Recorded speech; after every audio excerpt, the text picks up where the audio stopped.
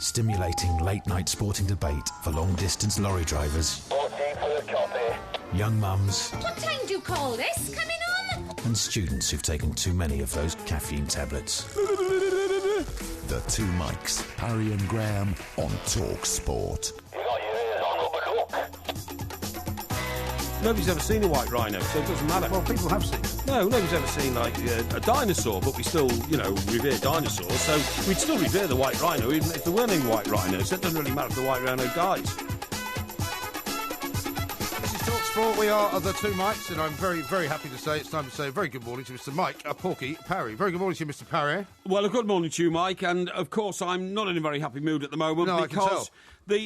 When I see the way that the world works out sometimes, the injustices that happen, I do feel that I have to make a statement. Now, Ronald Koeman. Ronald Koeman. Yeah. How are we going to pronounce his name tonight then? Koeman is how you pronounce it. Koeman. Koeman. Spells Koeman, No, okay? it doesn't. It spells Koeman. He's Dutch. Ronald Koeman. Right. Okay, Ronald Koeman. Yeah. Now, That's probably about right, actually, because with that funny Dutch, alliteration. Ronald Koeman has decided, apparently, according to reports tonight, although I've not spoken to him officially. No, of course. That he did say he was going to have a meeting with Everton yesterday. No, I'm not sure he said that. You said that he was having a meeting with Everton on Tuesday. His agents were in contact. There's no doubt about that. He's on holiday, you know. Now, Ronald Koeman, I'm afraid now, will forever be the new Nathaniel Rashley, OK? Who's that? Nathaniel Rashley was the man at Decca who turned down the Beatles because he said guitar bands had gone out of fashion, OK? Yeah. Right.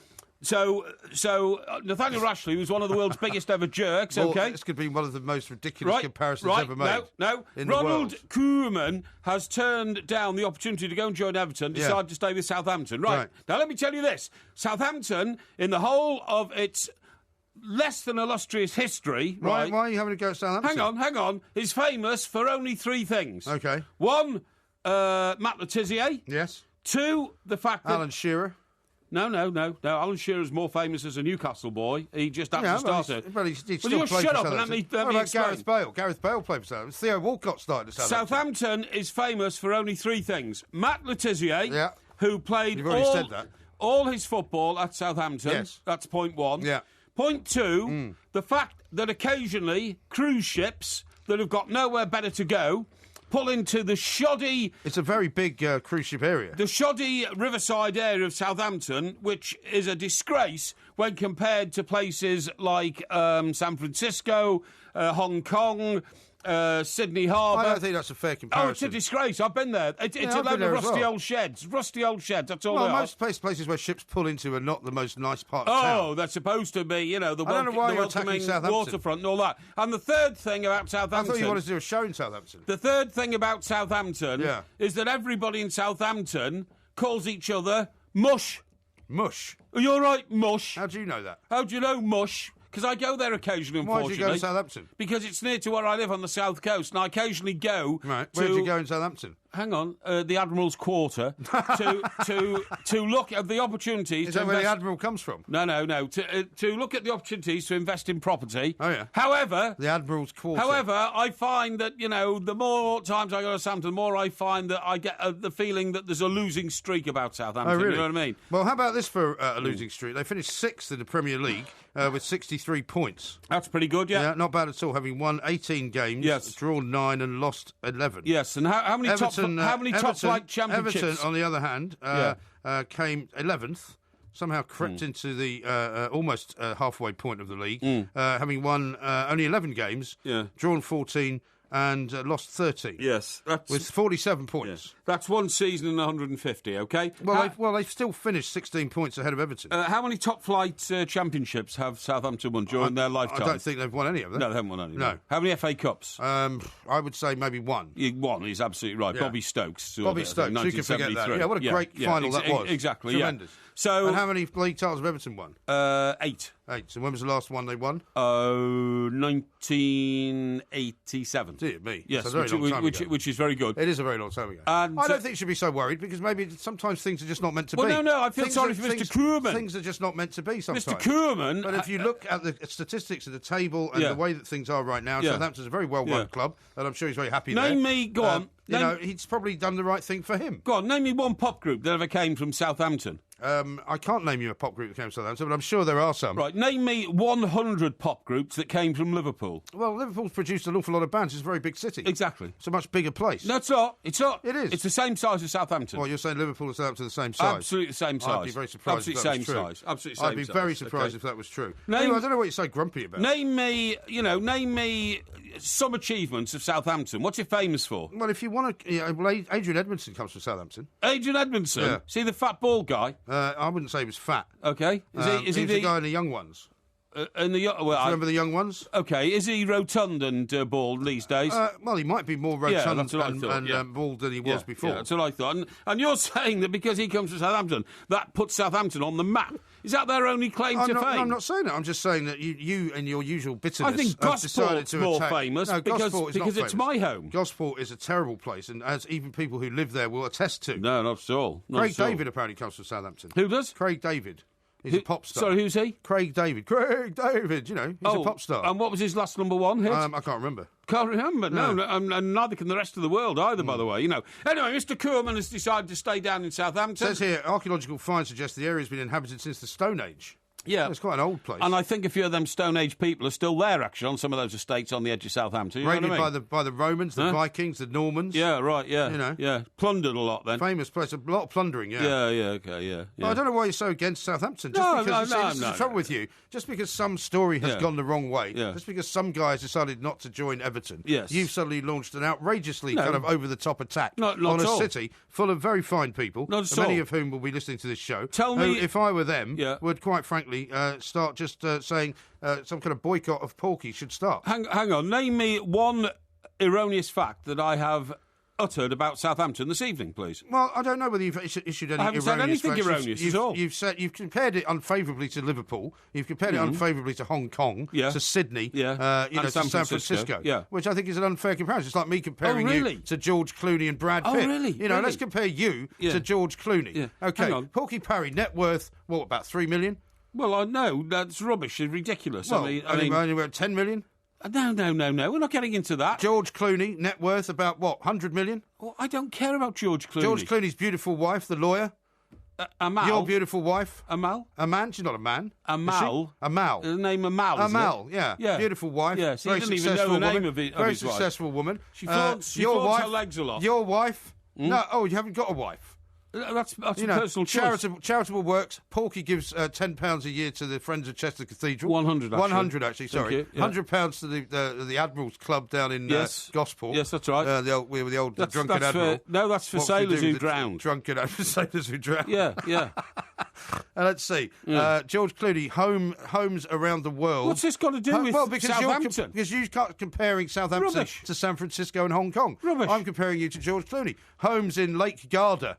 Homes in Chicago. I wouldn't want to live in Lake Garda. In Los Angeles. Don't live there either. Probably in New York. Your homes. Gosport. Yes. Ipswich. Yes. Sorry, it's not Ipswich. Some crappy part of Surrey. Surrey. Ipswich. It's Orwell Marina. Orwell Marina. Yeah, on the edge of the Suffolk Broads. Boats owned. Yeah. George Clooney, Chris Craft, 65-foot a twin-masted yacht. Yes. Your rubber dinghy. No, rib. A rib. That's what rubber dinghy Rigid is. inflatable boat. Yeah. The largest theatre in the city of Southampton is the Mayflower Theatre. The Mayflower, with a capacity of 2,300. Which is right next to the station. The Southampton City Art Gallery is a well-known place. Southampton University is not bad. What are you telling me all this for? Liverpool have got one of the most famous art galleries in the world, the Walker. Southampton Guildhall has played host to many, many acts, including Pink Floyd, David Bowie, The Killers, Amy Winehouse. Yeah, but none of them came from there. Midnight Beast. None of them came from there. I think you'll find Oasis have played down there. I think you'll find that the Cavern has played host to the Beatles. Coldplay's drummer Will Champion's from there. Is he? Yeah. Oh, wow. Great. Howard Jones. Is he the guy with one arm? No, he's the Coldplay drummer. Is he? Which drummer's got one arm? Def Leppard's drummer. Oh, yeah, Def Leppard, yeah. He got injured in a car accident. Tell you what, if you can drum with one arm, you have to say that anybody could be a drummer, really, couldn't Howard they? Jones. How about this? There's a band called Band of Skulls. It's from Southampton. Really? The Delays. Why, Bury Tomorrow. Why could I not care less about all these things? Thomas Tantrum, which should be one of your favourite bands, since you're already having a tantrum. Sounds like Buster Blood Vessel. Barry comes from Southampton. Have you not been on the local radio station down there? In Southampton? Yeah. Why? Well, because you're on every other local radio station. No. Spent a lot of time yesterday telling us how great you were on the Irish radio station. Oh, no, I didn't. I just happened to mention that I was on it. That was all. Yes. Okay. Their former stadium's 103 years old.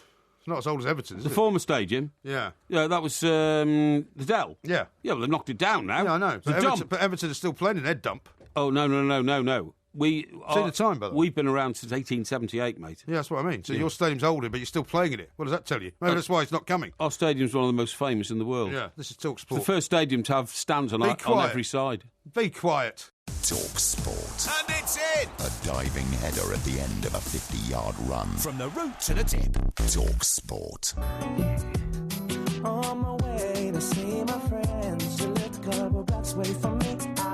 As I walk through the subway, must have been about 3:15. In front of me stood a beautiful honey with a beautiful body.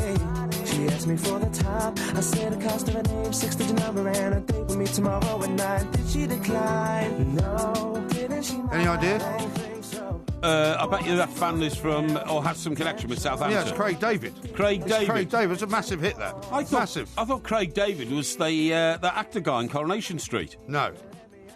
Yeah, I think it is. You're thinking of Craig Charles. Craig Charles, is that him? Yeah, well, it's easy to confuse the two. Same sort of name. They've both got a first name for a surname. Yeah. Anyway, as usual, you've upset lots and lots of people. No, I don't mean to be rude to the people of Southampton. Woodenhead says this. Benny Hill was from Southampton. He was, actually, yeah. So there you go. Yeah. Paul says, I don't support the Saints, but live in Southampton. Porky's talking tosh again. Doesn't he live in Gosport? People in glass houses, etc. Oh, I don't think so. Trevor says, as a Saints fan, Porky's in danger of losing my vote forever. Really? Unwarranted attack on a club. No, I don't think so. And Glenn Arnold says, Dear MG, Porky's comparing the Beatles' achievements in music with Everton in football. He's lost the plot, as that is ridiculous. I don't think so. I think it is. There's one here from Kira. She says, how dare Porky have a pop at Def Leppard, the greatest rock band from the UK since 1980. I wasn't having a go at them. I was just pointing out it's rather unusual to have a drummer with one arm. Well, I think it's a fantastic achievement. It's like having an Olympic skier with one arm. Well, yeah, but they do have Olympic skiers with one arm. No, in the Paralympics. Not gold. Yeah, in the Paralympics. Yeah, but not a gold medal winner. They can still be very good, though. Well, you could be a gold medal winner in the Paralympics with one arm. But not a gold medal winner in able-bodied skiing. You wouldn't have a guy with one arm, would you? Because he wouldn't be able to hold two sticks. You don't know that. You don't know that. I think it's I think it's a fantastic thing that Def Leppard have got a drummer with one arm. It's amazing. I mean, you couldn't do anything if you only had one arm, could you? Right, here it says the population of Southampton is listed as 270,000.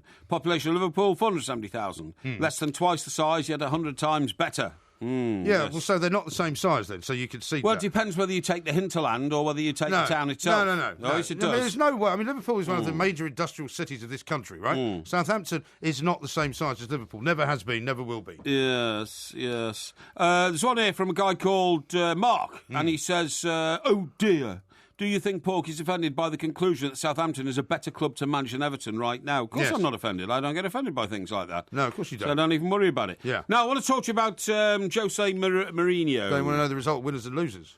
OK, if you want to, yes. Well, I mean, you normally want to know the result of winners and losers fairly early on in the show. Last week you wanted to know it straight away. Yeah, but you see, you spent all day gerrymandering the result. No, I was not the one that sent out tweets saying, I chose Rory McIlroy because he gave away his money to charity. Yeah. Please vote for me. Yes, because that wasn't my tweet. Whose tweet was that? No, because you started sending out tweets this morning saying Porky didn't even tell the listeners that Rory McIlroy gave away his £500,000 prize money.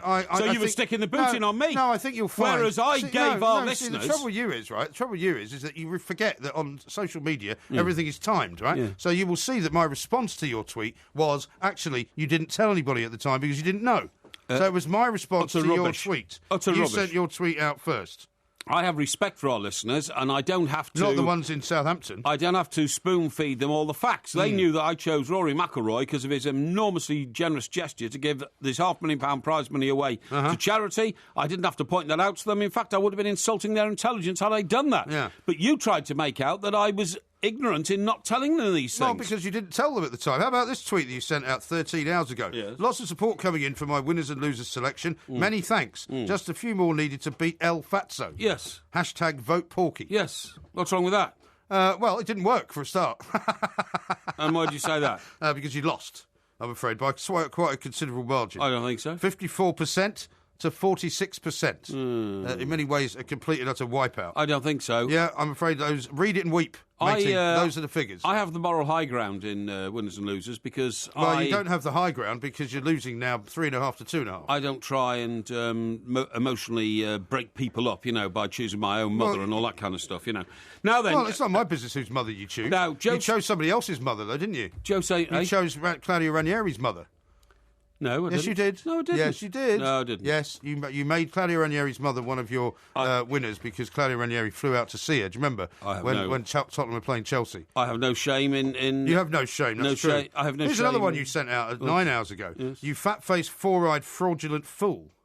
Addressed to me. Yeah. Everybody knew Rory had given that money to charity. That's why I nominated him. Yeah, well, I had to respond to your baying tweets to me. All right. Now, about Jose, right? Well, hang on, I haven't finished with the tweets yet. Well, I think we have. I've got another one here. What about the one you Yeah. sent out at about 9:30, 10 o'clock this morning? Yes. Which said this. Looks as though bladderation lag has caught up with old MG following his loose weekend in Connecticut. Yes. No sign of the podcast. I actually sent it out at 11:20 in the morning. That's right. But unfortunately, about 50 people responded by saying, I'm listening to it now. Yeah. It's on iTunes, has been for a while, you plank. I'm nearly at the end of it, said Zago. Who's the plank I've just been listening to blabbering on about time travel then? Yes. And on and on it went. Yes, but hang on. Today you've spent your entire day trying to rubbish me on Twitter. No. And failing miserably. You indicated to me earlier on that it was your fault for not notifying me that the podcast Why had do I have been to notify? I've sent told out. you to subscribe to it. No, you should notify me. I should notify you. Anyway, I think you'll also find this morning I was You involved... also get notified by the TalkSport web team when it's up. I was also this morning heavily involved in...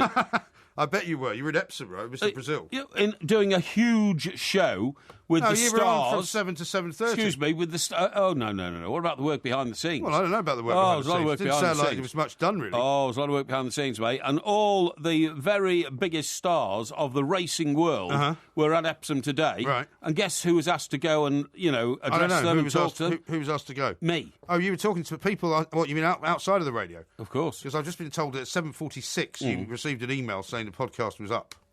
You weren't invited to Epsom today. I was invited into the main stand, and I was Well, I'm mixing very happy for you. and rubbing shoulders with the great and the good. Further to that... What time did you get? Would you leave Epsom then? About 11 o'clock. 11? Yeah, and guess what happened then? Oh, what happened then? I broke a filling in my mouth. From all that freeloading? No. Guess what happened then? Did you have like a sportsman's breakfast or something? No, I had a bit of sausage and all that kind of Bit stuff. of sausage. Very nice. Any yeah. alcohol? No, none at all. No alcohol? No, I swear to you, no alcohol that Really? time in the morning. No. Right. Well, I had my car with me and I had to. Yeah, well, I had that's true. to Yes, I can vouch for that. get home the short distance from Epsom Right. Racecourse You must have been a bit tired. to my Epsom Downs. Well, that would explain No, why you sent that tweet out at 11:20. my You're Epsom obviously Downs delirious. penthouse. So Now- who did you meet today then in Epsom? Oh, I don't want to name names. I'm not a name. You don't want to name names? No. Only because we could check, you see. No, I'm not a name dropper. But suffice to say, Yeah. I think you'll find a week on Saturday is the Epsom Derby. It is indeed. The world's most prestigious race. Yes. And I will be in an executive box on the finishing line. Really? Yes. Well, I hope you do better than you did at Cheltenham, where you executive didn't box win very much on the money. finishing line. Only the elite. Is that the 4th of June? Yeah, only the elite sort of people, involved in the racing world, get into such a prestigious sort of location on the day of the Derby, Well, okay? I'm very happy for you. And I'll be with my children. no, I was about to say, who's invited you? Well, nobody's invited me. Oh, you haven't been invited? No. Oh, I see. Well, I wouldn't want to So go. this is what all the bitterness is about. I'm not bitter. This is what Not at all bitter. So you won't be going to the Epsom Derby? No. What? I used to go to the Epsom Derby. I've been there several times. I don't wish to go to it every single year. No, when you say you've gone, you just stood with the riffraff on the hill overlooking the course. Not at all. No, I used to go Rubbish. there and cover it as a journalist, Yeah, which rubbish. didn't involve very much journalism, I have to say. No, I don't believe It that. spent most of the time getting bladderated. Yeah, exactly. No, don't believe that. I'd have to if I ever did get an invite for the Epsom Derby No, I don't this think year, your sort of people will. I'm afraid I'd have to turn it down because I'll need to be with my kids. Oh, really? Yeah. Like you were last weekend Last in America? weekend I was with my oldest son. Yeah, Yeah. I was. Yeah. I hadn't seen for a while, but this weekend and next It's- weekend it's, I will be with them. It's a delicate balancing game, isn't it? It is a Abandoning delicate one balancing family to see the other and all that kind of stuff. It's you not know a what question I of mean? abandonment. Yeah. They all Yeah. would like to have a piece of me, No. as indeed would you. No. And I know that you'd secretly really like me to come with you to look after you, but you're just disappointed that I can't come to No, I'm everything not disappointed that you at all. get invited to. I'm delighted. Because I have a life. Means there'll be a lot more booze to drink if Yeah, you're not well, there. in that case, No. you won't have anyone there to tell you when to leave. Now, let me tell you this. So the filling goes, right, and I Yeah. thought, oh, where is it? Now, Was it painful? it wasn't actually. It was just a bit rough on the tongue. You Yeah. know? So then I'm thinking, now then, I keep getting these requests to go and see my dentist because he wants to do some treatment in my mouth, you Oh, know. yeah. So what I did is when I got home, I Is rang it up. safe? Hey? Is it safe? Is what safe? Is it safe? Oh, that's the Is it marathon safe? man. He Marathon just keeps man. saying it. He doesn't explain. Is it safe? Yeah, don't say anything. Now then, so I get home and I find the card had been sent me in the post, a couple of weeks ago. Oh, yeah. I ring up and I say, hello, what's your problem? Why'd you have to tell us what you said when you rang up? Well, because, I rang up and said, boo! No. So I said, look, I explained who it was. Who was it? It was me, obviously, So I said, look, bit of a problem out there. I've got this card. Any chance of coming this week? And they said, oh, actually, we've got a cancellation in an hour and a half. No, right. How fortuitous. Brilliant. At this point, you still haven't slept. No, I haven't, no. Right. So it's now like about 12:30. No, it's about 11:30 now. Oh, okay. About 11:30, 12. Right. So I'm going there at 1. Okay. Right? So I get along there, and I go in. Funny enough, funny you should say about sleep, because I sat down in his chair. It was so comfortable, I fell asleep. Oh, right, okay. I was looking I'm at my glad you mouth. fell asleep at some point. No, I didn't actually. I didn't fall asleep. I just sort of dozed a bit, Yeah. Anyway, something must have happened, because when I came out, I was clutching this bit of paper, which says I've got to pay £6,200. What? To have two... What, for a filling? No, 2 new teeth fitted as well. Why? Because I've got 2 gaps in my mouth where the teeth... Why you wouldn't bother, would you? Why would you bother? Well, because when you get to a certain age, if you haven't got a tooth in the top of your mouth... And, Yeah. No, hang on. These are in the bottom of my mouth. These are in the bottom set, Are they right? like molars? Yeah, I've got one missing on So each they've fallen side. out. Yeah, but you can live with that. Why would you want to spend £6,000 to get them replaced? I'll tell you, because what happens is eventually the tooth above, because it's got nothing to press down on, starts moving out. Oh, yeah. As a consequence of that, I'm starting to get sort of ulcers in my cheeks. Ulcers? Yes, that's right, because Dear God. because your teeth catch on the inside of your cheek. So they need to be done. Right. And what happens You're is... turning into a werewolf. No, That's what's happened to you. No, I'll go along, and it's a proper operation where they give you anaesthetic and they lay you I out. don't think you should go under anaesthetic. My dental surgeon wears a gown and all that, and he Well, you would hope he would wear one anyway.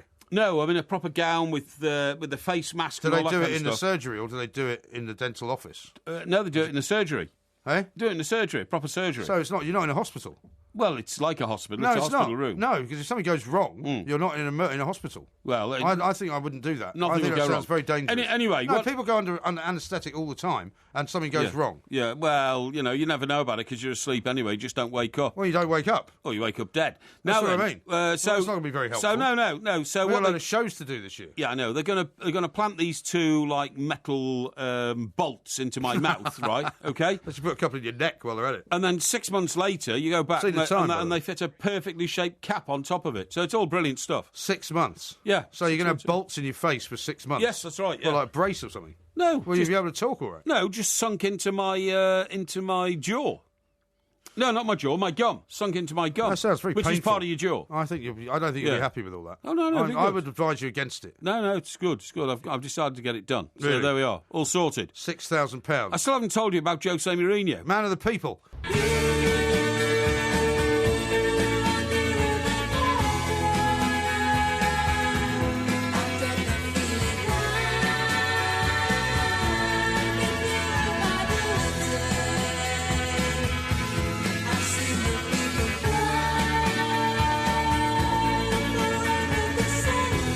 What do you think of that?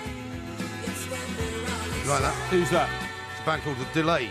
The Delays? Yeah. Oh, yeah, and why are we playing that? They're from Southampton. Are they? Yeah. Well, I think that just proves what I've just said about Southampton. I regard that music as very average indeed. Do you? Very average, Right. yeah. Well, yeah. I've got an awful lot of Yeah. very serious tweets coming in. A couple of people in Southampton saying they don't want us to come down and play there Really? after what you've just said. Oh, really? An Everton fan says, great Evertonian Porky, we've won 9 titles. You plank. Yes.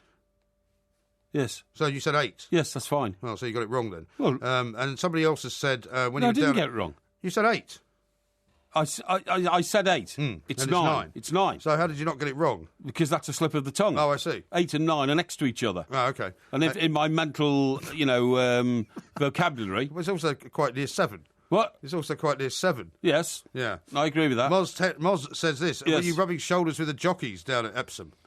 No, but I'll tell you who else was there. Old John McCririck. Oh, was he? Yeah, he just heard him on the sports bar. That's right, yeah. Sounded like he'd had a long day. Yeah, he might have had a long day, I don't know. But everybody was very well behaved, actually. Yeah. It was good. It was great to see all these... have you ever been, literally right up next to a thoroughbred racehorse? I have. It is incredible. It is incredible. It's incredible to see those animals when you compare... You just look at them and you think, I've never seen a horse look like this before, because normally you see horses... Well, horses normally look like the sort of things you see in a Wild West film with John Wayne riding on them. Well, they look like what I mean? horses. But these... How does it look different? Well, because their legs are so thin, and you think, good God. And they're very shiny, aren't they? Yeah, very shiny. Do you know where I got closest to racehorses was in Chepstow? Right. I went to Chepstow once Chepstow, for an evening meeting when I was down in the Welsh Mirror. Yes. Very nice little racecourse.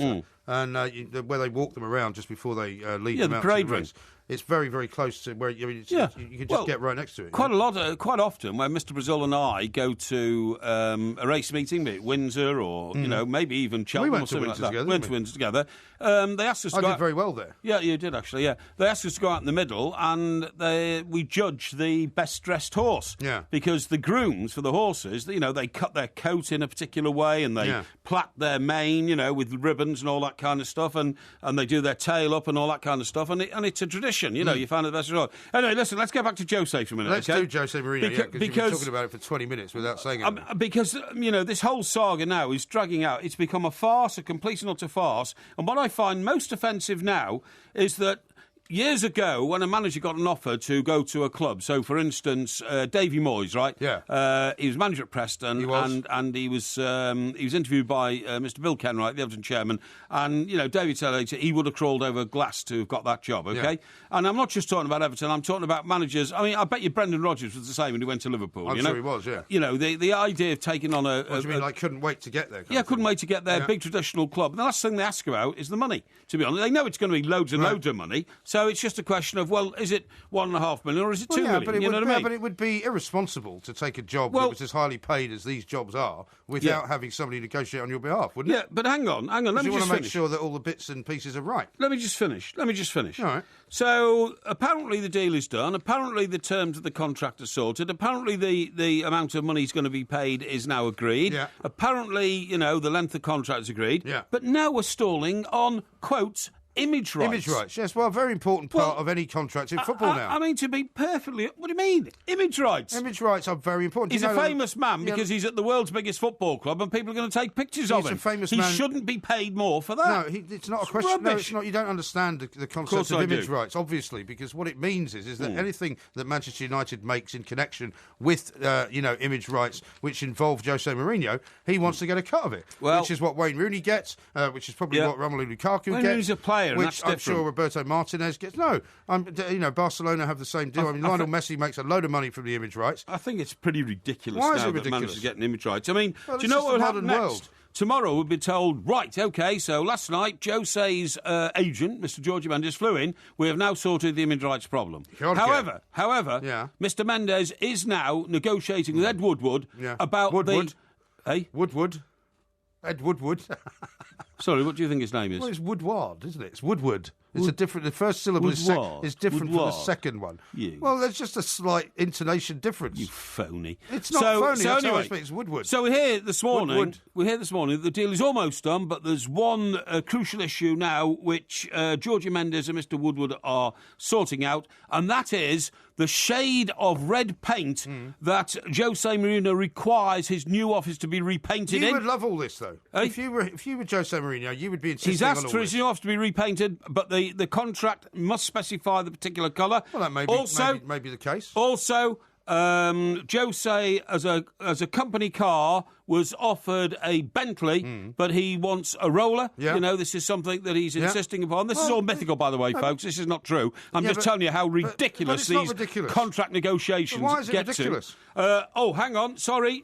We've got another clause here. Jose is being told that he's going to have to wear Adidas boots, but he would like a contract in his a clause in his contract saying he can also wear Puma boots if he wishes. But these are all important things that take place in the world of commerce. It just makes me sick.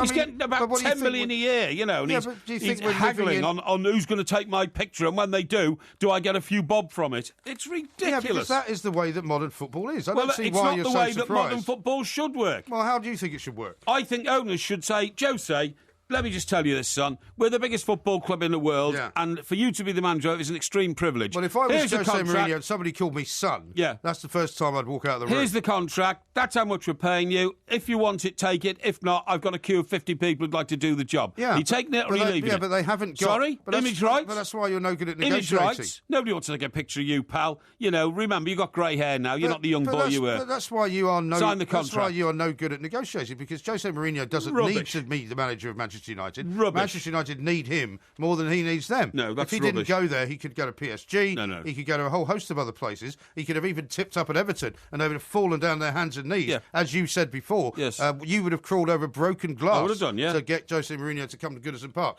So the idea that his lawyer, his agent, is actually doing his job for him is not at all outrageous. PSG is a non-club. It's one club in a country that's not even a football country. That is not the point. So he wouldn't have gone there, or if he did, it would be a loser. But do you not understand now that football clubs are not in the ascendancy? They are not the ones that make detailed contracts and hand them to people. They have to do what they're told because they don't have the power anymore. Yeah, well, I'm awfully sorry, but to me, it's just become a blinking farce. The whole thing has become a farce, honestly. I mean, I suppose next he'll go and get measured for his club blazer, but he's very unhappy with the cut of the blazer. Well, that may well Let's be have another clause in the contract. Why should he not get Giorgio the things that he wants? Armani's got to be making his blazers and having them made by some tailor in Manchester and all this kind of stuff. That's what it'll all be next, I'm telling you. Well, what's wrong with that? Well, it's ridiculous. It's he's lost focus on why he's there. He's there to try and turn Manchester United back into a winning team. Yeah. Not to. But in order to do that, glorify his image. In order to do that, he needs to be happy. He needs to be in an environment that he feels people respect him in. If people walked around calling him son, I don't think he'd be very happy. Now, how about this from Dave, who's an Everton fan? He says, "Evening, Mike and Mike. The Ordnance Survey, the best national mapping organisation globally, are based in Southampton. Wasn't the best propeller fighter airplane the Spitfire that saved Blighty also born in Southampton?" He says, "Good luck to Southampton. They deserve a good manager. Yes. Hopefully Everton can get a manager half as good as Coman." Yeah, well, I would like one twice as good, please. Never mind half as good. Well, you want to. He was the guy you Everton wanted. fan defending Southampton and saying that we want a manager only half as good as Coman. Yeah. No, thank you. I want them twice as good. John from Croydon says, "Porky's bang on. Southampton really is a dive." Thank you. It's a bit harsh. Nick says, "Danny LaRue was from Southampton."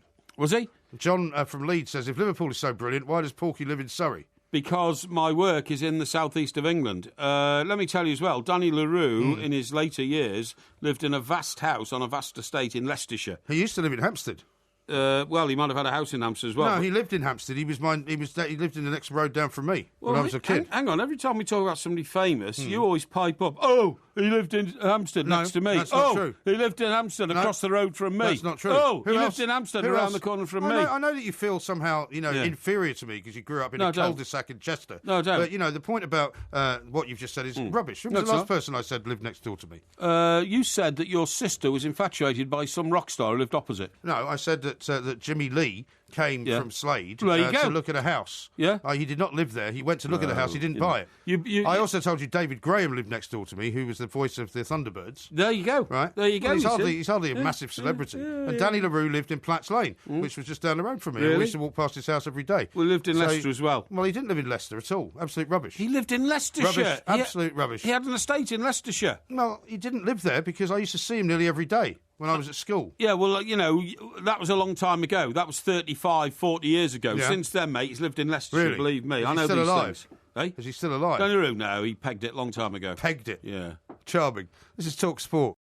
Don't phone your mother. Phone Talk Sport. Football on DAB Digital Radio and 1089 and 1053 AM. Athletico Radio. Talk Sport. When I scared to lose it all, security to go through the wall.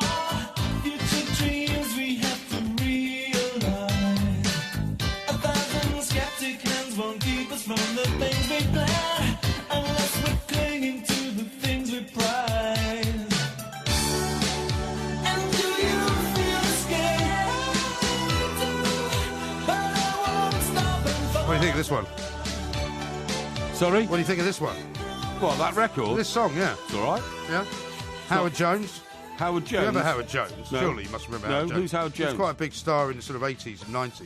Well, who was he with? And he was just Howard Jones. What, a singer on his own? Yeah, he had a band, but he sang as Howard Jones. And what number one hits did he have? I can't remember. Well, exactly. I mean, he had quite a lot of good songs. Howard Jones is such an average name. Quite an iconic figure. I bet there were at least 80s. 100 people in England called Howard Jones at that time. Well, there might be. Why would you call yourself How many Jones people do you unless your think are name's called Tom? Mike Parry? Sorry? How many people do you think are called Mike Parry? There's only one other in the world. Only one other? Yes. Are you sure? In America. In America? Yes. And what does he do? He's like... He's got to be a top something, right? Yeah, he is, yeah. Yeah. So there's nobody who's in a prison or anything called Mike Parry? No. Are you no, sure? absolutely, no, absolutely not. No.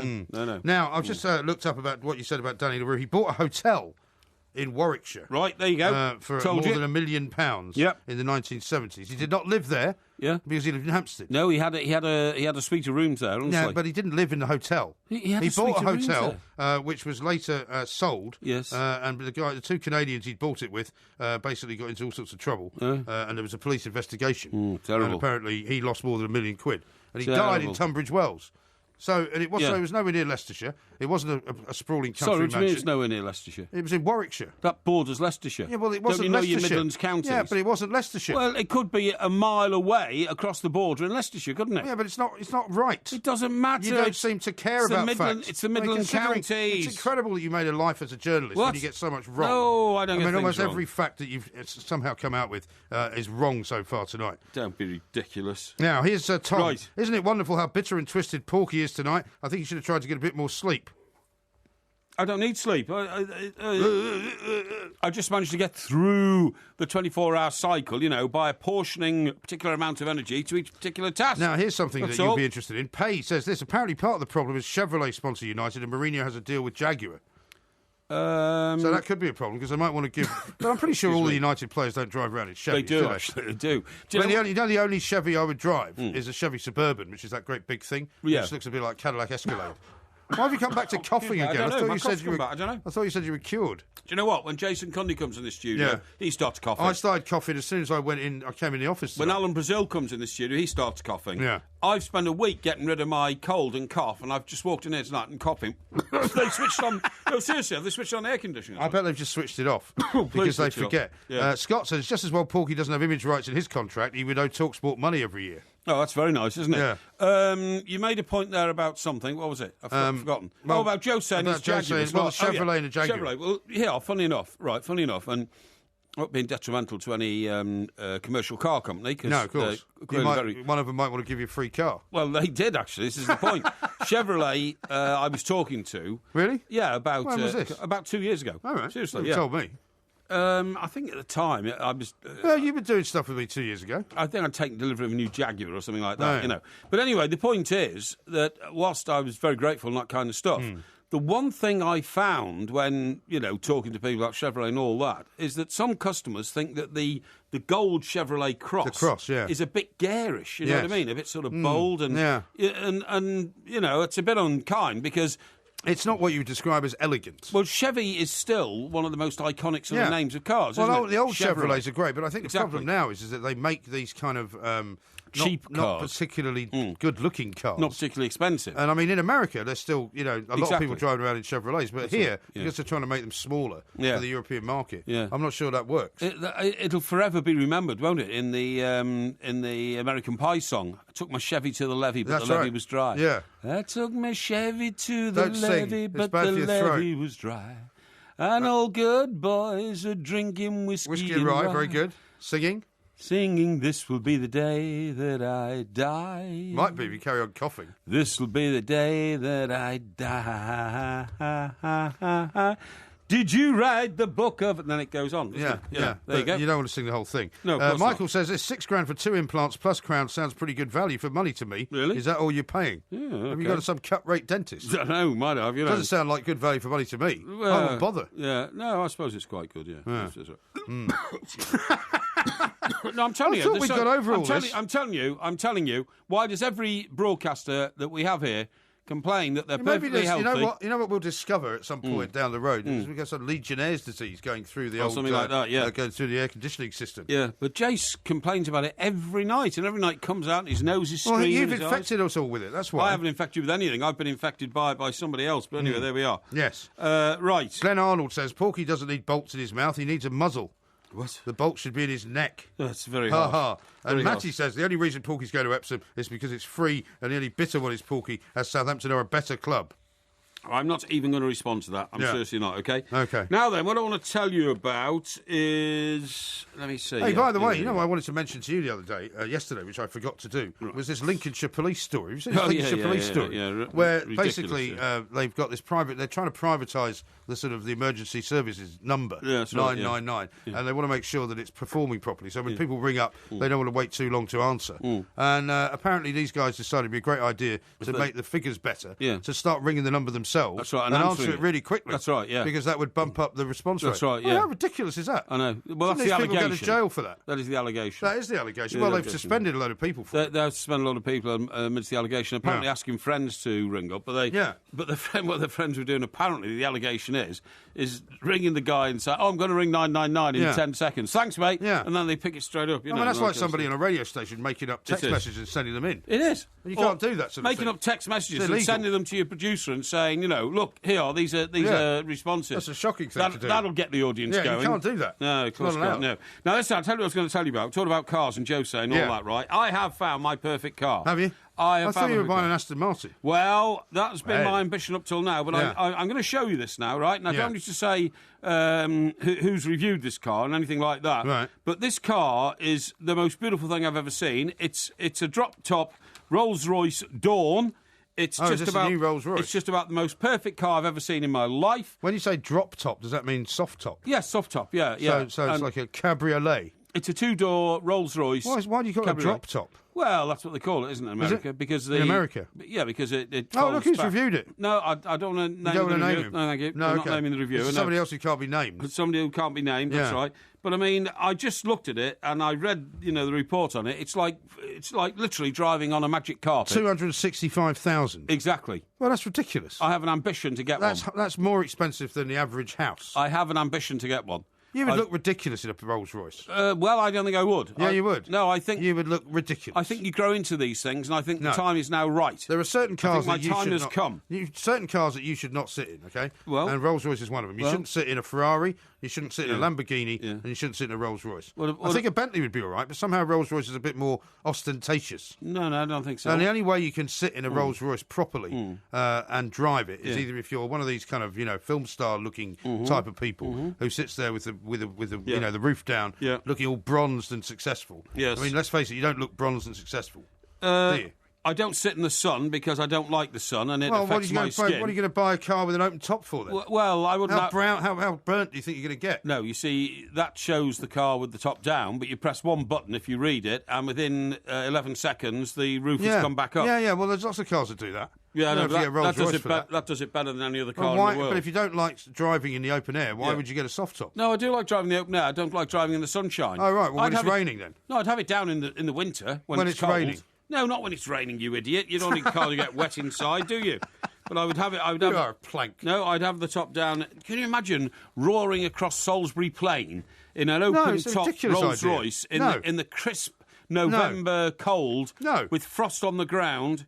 Ice on the road, on it'd your be own. fantastic. Eh? On your own? No, I'd have a chick in the passenger seat. A chick? Yeah, chick? something like that. Yeah, rock chick. Where'd you get a rock chick? What, that woman you met at Cheltenham? Cheltenham? The rock chick that you met at Cheltenham? Oh, maybe. Yeah.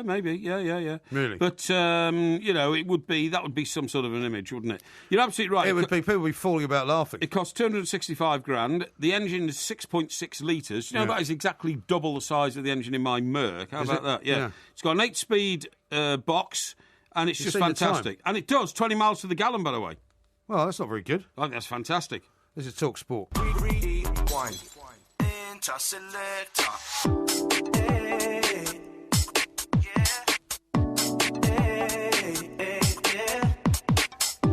Hey, yeah. Hey, interselector. Making moves, yeah, on the dance floor. Another Southampton hit. The Artful Dodger. The Artful Dodger? Yeah. What's the name of the group? Yeah, that's the name of the artist, I think you'd probably say. Well, the Artful Dodger is a famous character from Dickens. That's right. Do you remember which book? Yes, on. Oliver Twist. Well done. So Super. why would somebody nick that and call themselves a pop star? Well, there's any number of reasons why people get names for bands. Now, lots of people have been sending me lots of screen grabs of people called Mike Parry on Facebook. Yeah. Mark says, surprisingly enough, when you type Mike Parry into Facebook, you get pages and pages of other leading individuals with the same name. Sorry, leading individuals. Leading individuals. Oh, yeah. Well, What do they lead Well, that's in, what then? you would say. Well, of course, they're just ordinary people. Ordinary people. But there's you see. literally hundreds of them. Yeah. So there are hundreds of people called Mike Parry. Yeah, okay. What we should do is maybe get some of them to call in.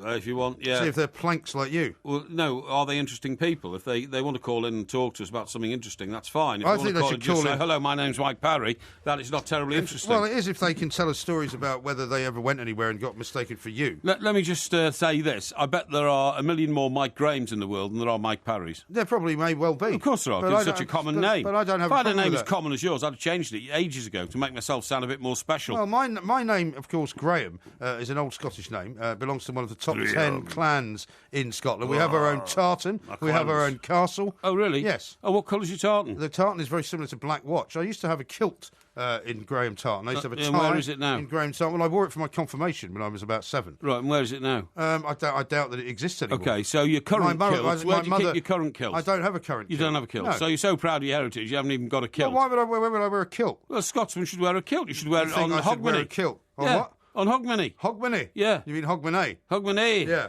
Yeah. Well, you know, there was I'll take the road and you take the low road. I'll be in Scotland the far.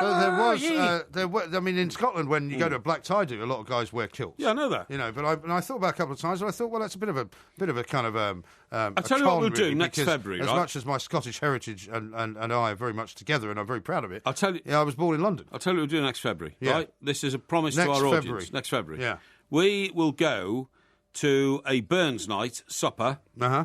and you will wear a kilt Why would you go in February?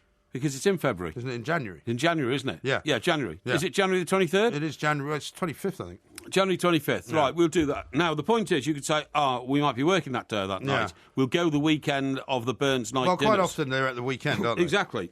We'll do one, okay? Yeah, all right. I insist we should. Okay, well, you'll have to keep your mouth shut, though, and not start ranting and raving on about how you're a Robert Burns expert. Hang on, or any hang of that. on. If you go on You'll to... have to learn Odes to the Haggis. Excuse me, if you go on to Two Mike's TV, you will see what has already been branded as an exceptional rendition of I Belong to Glasgow as a tribute to, Yeah, but that's got nothing to do with to Robbie that city. Burns.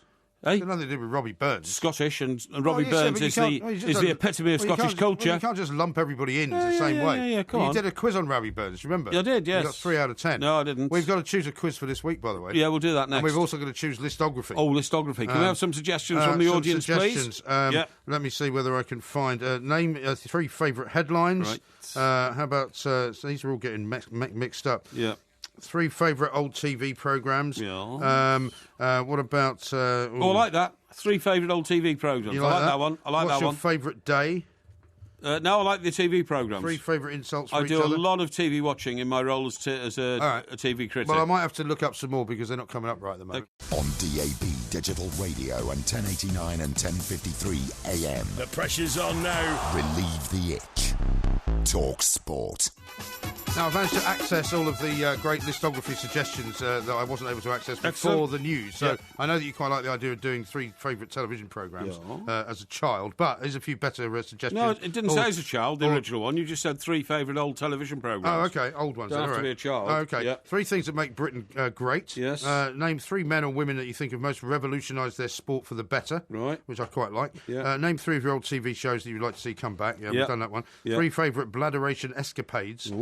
but I don't know if we've got time for any of those. No, There'll be not 6 really. in total. We need a whole show. Yeah. 3 most painful experiences. Right. Yeah. This one would be your favourite starter, main course, dessert to make a 3-course meal. Yeah. 3 people dead or alive that you would ask for advice. Right. 3 favourite news headlines. I think we did. 3 best gigs you've ever been to. Well, you've only been to one, haven't you? So you couldn't do that one. Yeah, I couldn't do that. Your 3 favourite songs to sing at karaoke. Yes. And your 3 most difficult interviews, either on radio or in a newspaper. Oh, interesting. Well, look, as I normally choose, I think you should choose tonight and decide which one you want to do. Oh, okay. Yeah. Well, why don't we put the television one to one side? Okay. Right. And there was one that I quite like to look up, actually. I think we should do 3 men or women that you think have most revolutionised their sport for the better. Okay. Because that's quite difficult. Okay. I think you'd have to give that some thought. Yeah, okay. Yeah. All right. And we'll maybe do that in a little while later on this hour. Yes, that's okay. Possibly. That's good. And as I said, we're talking to one of the guys that plans to make this, artificial Dom Perignon that you mentioned last night. Oh, yeah, absolutely. We're getting him on the show later on. Excellent. That's good. Well done. And later on in the week, we've got Sandra coming on. Exactly. There's a couple of big stories from Australia. Oh, there are big stories indeed. Now, listen, I want to talk to you about this, mate. What do you think about the fact that Lens is going to be a booze-free zone when England play Wales there in the Europe Championships? It's kind of inevitable, isn't it? That the French would view... I mean, given what happened in France in '98, which I know was a long time ago, and the way that the French view England fans, probably unfairly nowadays, but they feel that England fans cause a lot of trouble. And that's always the view that they take, isn't it? You see, do you know what I think is wrong with bringing in this sort of wholesale ban a month before the event? When is it going to happen? This is on June the 16th. It all kicks off the weekend of June the 10th, doesn't it? Yeah, of course it does, yeah. So we're talking about 1 weekend. So it's about 3.5 weeks away, right? No, it's not, because it's the 25th today. It's not even that far. 25th. So we're playing Dingwalls on the 9th, which is 2 weeks on Friday. Yeah, 2 weeks on Friday. So it's 3 weeks. 3 weeks, right? Yeah. So 3 weeks away. Now, so they announced this. Now, the point is, geographically, Lens is not difficult to get to. It's an hour from Calais. Right. So you'll either take your car over on the Eurostar or the ferry or something like that, come off at the other end. You can imagine a transit van, 8 guys in a transit van, all heading down to Lens for the game, all good-natured, no intention. And they can stop in any number of places on the way to drink, presumably. They can load up with beer in one of those hypermarkets. You know better than I do. You can go into a hypermarket warehouse in Calais and buy beer at 10p a bottle. Yeah, well, there's a Carrefour's actually in Calais, which I used to go to when it was quite easy to get backwards and forwards to France. Yeah. And it's literally a 15-minute drive from the ferry terminal. Yes, exactly. That's what I'm saying. So all the guys have to do is, when a nominated driver, is just stay outside of Lens, okay, and get completely bladderated in the back of the van until 2 hours before the game or an hour before the game, and then get their driver to drive them into Lens. It's not difficult. But I suppose, I mean, what also goes along with this story is that they're going to be very much on the lookout for drunk fans. Yeah, but they'll lock them all up, won't they? Look, if you and I were going to the event, and we said, I tell you what, we'll have a great lunch outside the town city walls. Yeah. City walls, that's right. Yeah, and we had 3 bottles of wine between us, right? Yeah. We'd feel nicely nourished, we'd had a good drink and all that, but we would not appear bladderated to people, because we wouldn't be. No. We would not be openly intoxicated or described as that's presumably, drunk. But that's presumably what they're not trying to stop. What they're trying to stop is massive numbers of people arriving who have been drinking quite heavily. I don't think it'll work. I also think it's a huge insult to English and Welsh fans. England fans had a reputation 20 or 30 years ago. That's what I mean, but they haven't changed. But the French haven't taken a different view since then. No, the whole of the continent hasn't. No. And particularly after, the rather unfortunate scenes in the UEFA final involving Liverpool fans. And what was the other one? Another situation involving English football fans abroad. What, you're talking about Heysel? Oh, no, I'm talking about this season. This season? This season, yeah. Oh, well, I mean, they had Liverpool and Man United in Liverpool and United, in the Europa League. Yeah. They've just been both fined and for chanting horrible things. Yeah, and of course, anybody on the continent looking at the situation regarding Rangers and Hibs regards it as British, and they think these fans are all the same. Yeah, that won't have helped. So it won't have helped at all. No, but I still think the authorities are way off the mark in trying to make these mass bans. What they should do is they should say, we welcome all fans, and we encourage a policy of responsible drinking. Yeah. Our police units will be patrolling the streets to enforce a rigorous policy of sensible drinking, and those who breach the policy will be removed from town. It does seem That's a what bit, they should do. It does seem a bit optimistic that they think that they'll be able to stop people arriving drunk because, as you say, they'll just drink somewhere else. But not only that, they will smuggle drink in. Yeah. You cannot simply pat down 60,000 people arriving in town for a game of football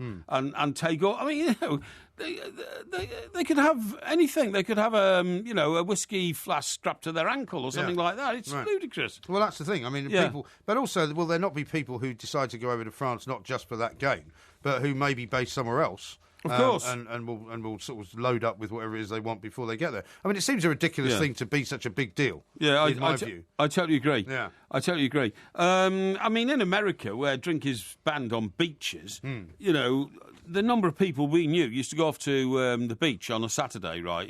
Got a ride down to Coney Island Beach or something like that. Yeah, something like that. And all they used to take were bottles of mineral water full of vodka, and so people will always be able to drink where they want to drink and what they want to drink, you know? Right. I think it's ludicrous. Yes, I think it's going to end in tears. I think it's going to end in tears because what you should do is, as a responsible police force, you say, look, we can handle people who are merry and who are good-natured. Yeah. But we will not tolerate those who are not. You know what I mean? But also, when it comes to the French cops, and the French cops are not averse to cracking a few heads when they get the opportunity to do it. Exactly. You know, that's when it all turns horrible, doesn't it? Exactly, yeah. And I mean, you remember the scenes from France '98 when of people course. brought the water cannon out and there were people throwing chairs. And well, I mean, I've had plenty of experience of working on the ground around England football games over the years. And the first opportunity to crack a few English heads when they can always results in the innocent being clobbered. Yeah. It really does. It does. Those who are intent on trouble are like an organised army. And they see the police coming and they react and they disappear and they get out. The ones who get done are the lads who are literally sitting outside those bars. Yeah. At tables, having a good time, being a bit rowdy because they're football fans. A bit of singing, maybe. Yeah, that's right. And then suddenly the cops wade in with truncheon to start smacking them over the head, and that starts a chain reaction, you know, and that's what the Continental Police do. So it's another heavy-handed and silly approach towards British football fans. And also, particularly given, I mean, if you remember the Euros last time around, when there was all that trouble between the Polish fans and the Russian fans, remember that? Well, that is always a powder keg. And so, you know, as far as we know at the moment, the only judgment that's been made is of the English fans all over again, you know, and maybe the Welsh fans. Yes. But the Welsh fans haven't been to a tournament for a long time. I don't think they're going to want to go smashing anywhere up. They're just going to want to enjoy themselves. Well, generally speaking, because we did all those cup finals in Cardiff, hello boy, and I was never aware of any particular hooligan problem anywhere near or around Sporting Stadium in Cardiff or anywhere else. As I've often said, I mean, there is still hooliganism in football, unfortunately, but at international level, it doesn't seem to be quite as bad as it used to be. Yeah. Listen, who's this a tribute to? What? Ha! Who? Hey! Who? Must be Bert Cook. Exactly, Bert Cook, the old guy in the... Is it Cook? Cook. Bert Cook. Bert Cook. He was the guy who was the fall guy in the... he was in the Pink Panther films. Pink Panther films, yeah. Cato. Not now, Cato. And his name is Bert Cook. Yeah. Hey, Peter Sellers always used to come home or into his hotel room, into his apartment. Yeah. And Bert Cook would attack him. That's right. Do you remember? Because he was trying to train him into how to be a martial arts expert. Manservant Cato. Hey, This is Talk Sport. Oh. The Two Mics. Simulcast across the UK on Talk Sport and Talk Radio. That's got lurgies and you want to protect yourself from them. You'd hope so. How are they going to put you under anaesthetic then? I will get a jab. Well, that's a vaccine, isn't it? I don't know. I mean, it's anaesthetic, isn't it? Listen, I'll tell you what I'll talk to you about. Yes. Now, there was a story knocking around this week about some celeb, and I've forgotten who it is, actually. All right. Who said that, you know, he's always lived his life. He was aged 93, apparently, before he died. Yeah. But he always lived his life on the words that his primary school teacher told him when he was a boy of 10 or something like that. Oh, yeah. And he always followed the dictum of, you know, that's how I lead my life, OK?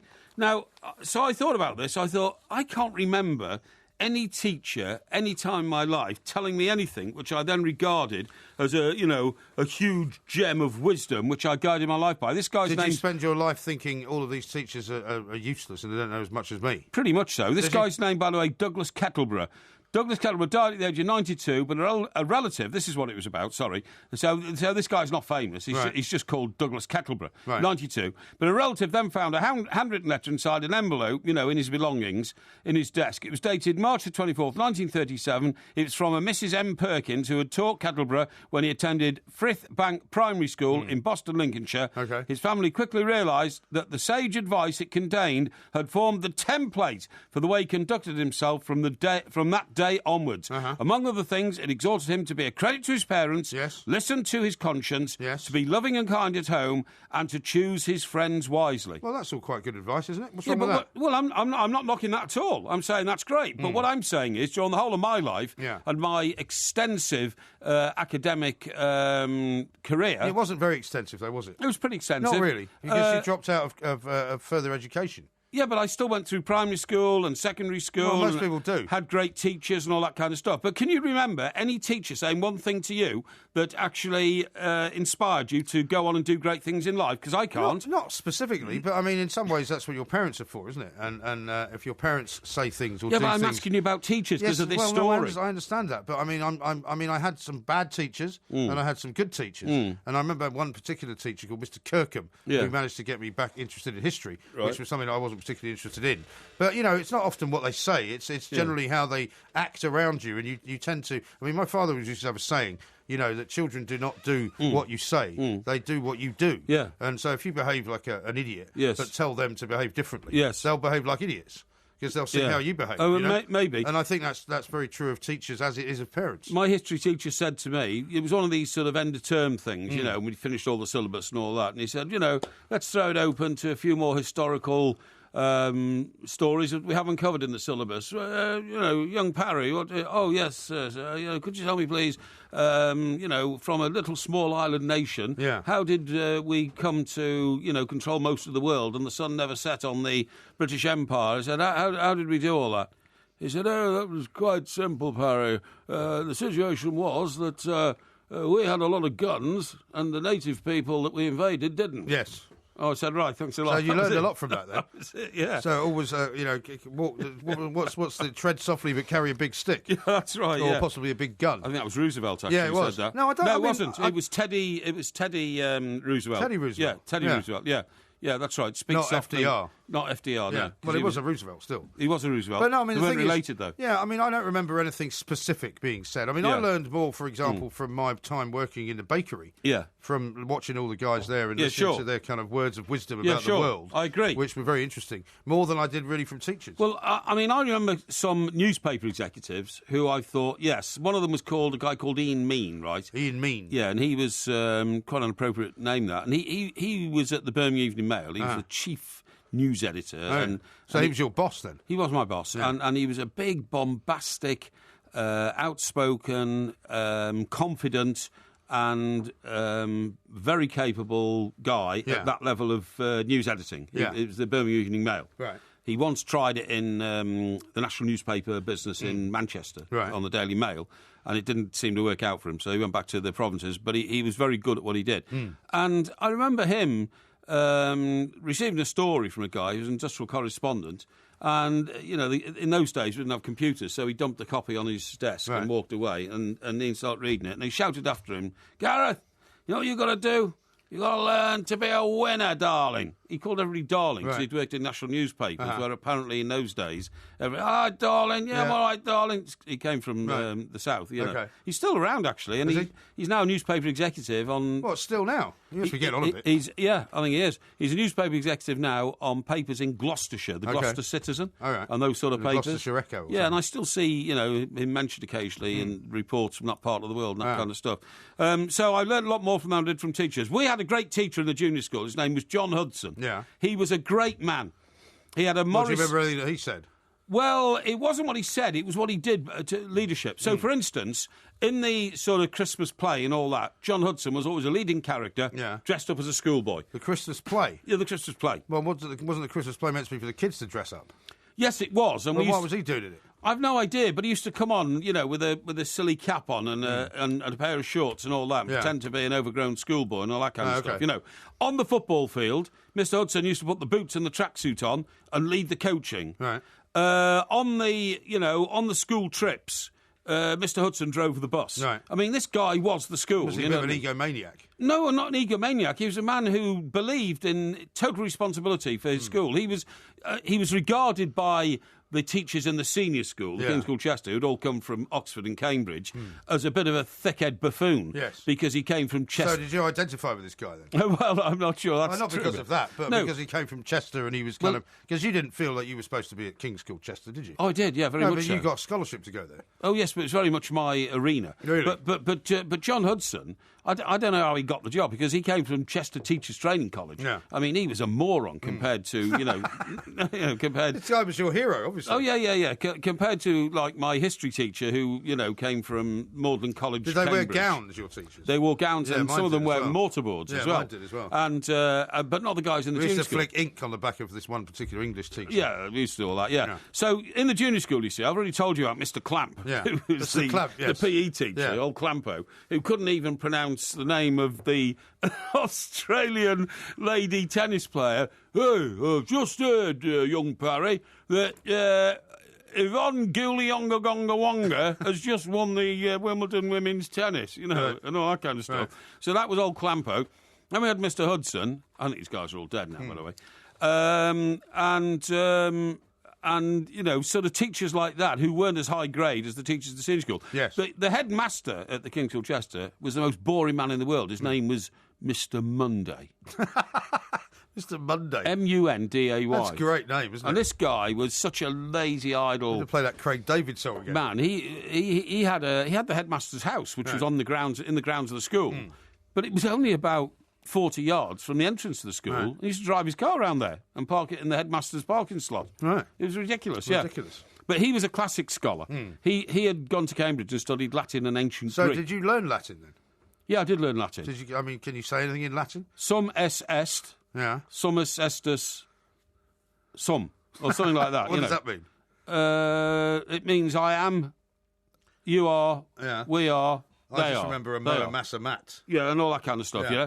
And then, vino, no, that's wine, isn't it? We conquered Yes, that one. vini, vidi. Vici. Yeah, that's right, vici, yeah, and all that But kind it's of not stuff, really, yeah. there's not much point to it really now, is there? No, Although it is, I mean, if you want to learn Italian, it's good if you know some Latin because it's similar. well, we employed a bloke here once who was a Cambridge graduate in classics, Uh-huh.